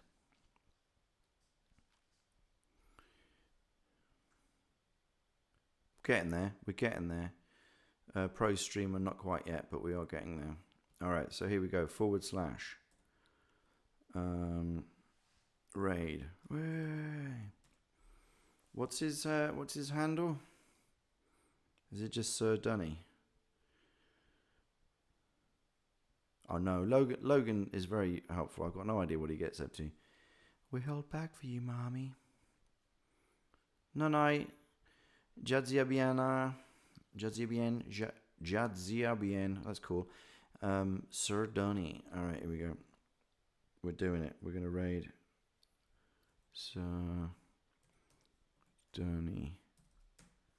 And what happens now? I just hit go. Oh.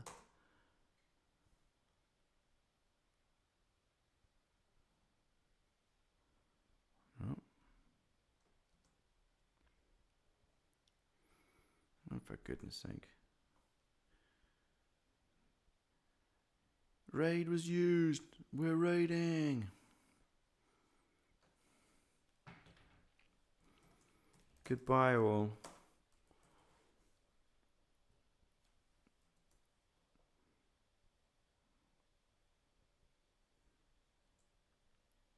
Oh, small countdown. Sorry, I should have done a countdown. It's working. Are we in? Yay!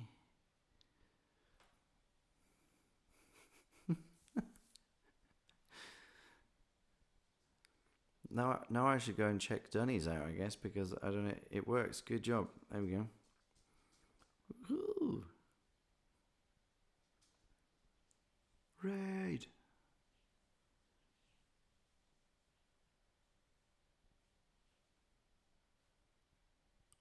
Oh.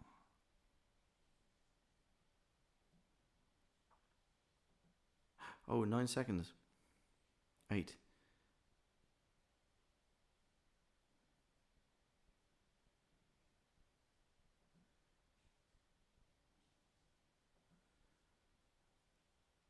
Why does it keep... Oh, I see it. 7, 6, 5, 4, 3, 2, 1.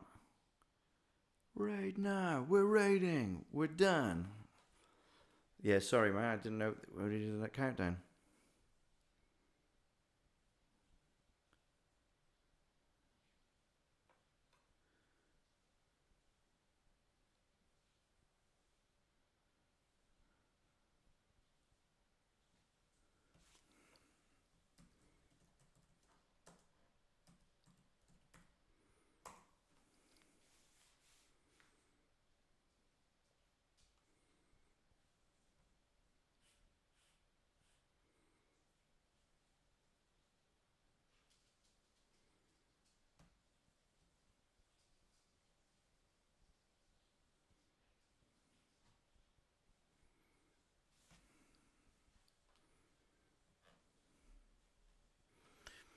What do you mean, cactalicious? Cactalius. Can you not leave? You should be able to just leave. No? How does that work? Alright, I'm going to stop the stream now. Goodbye.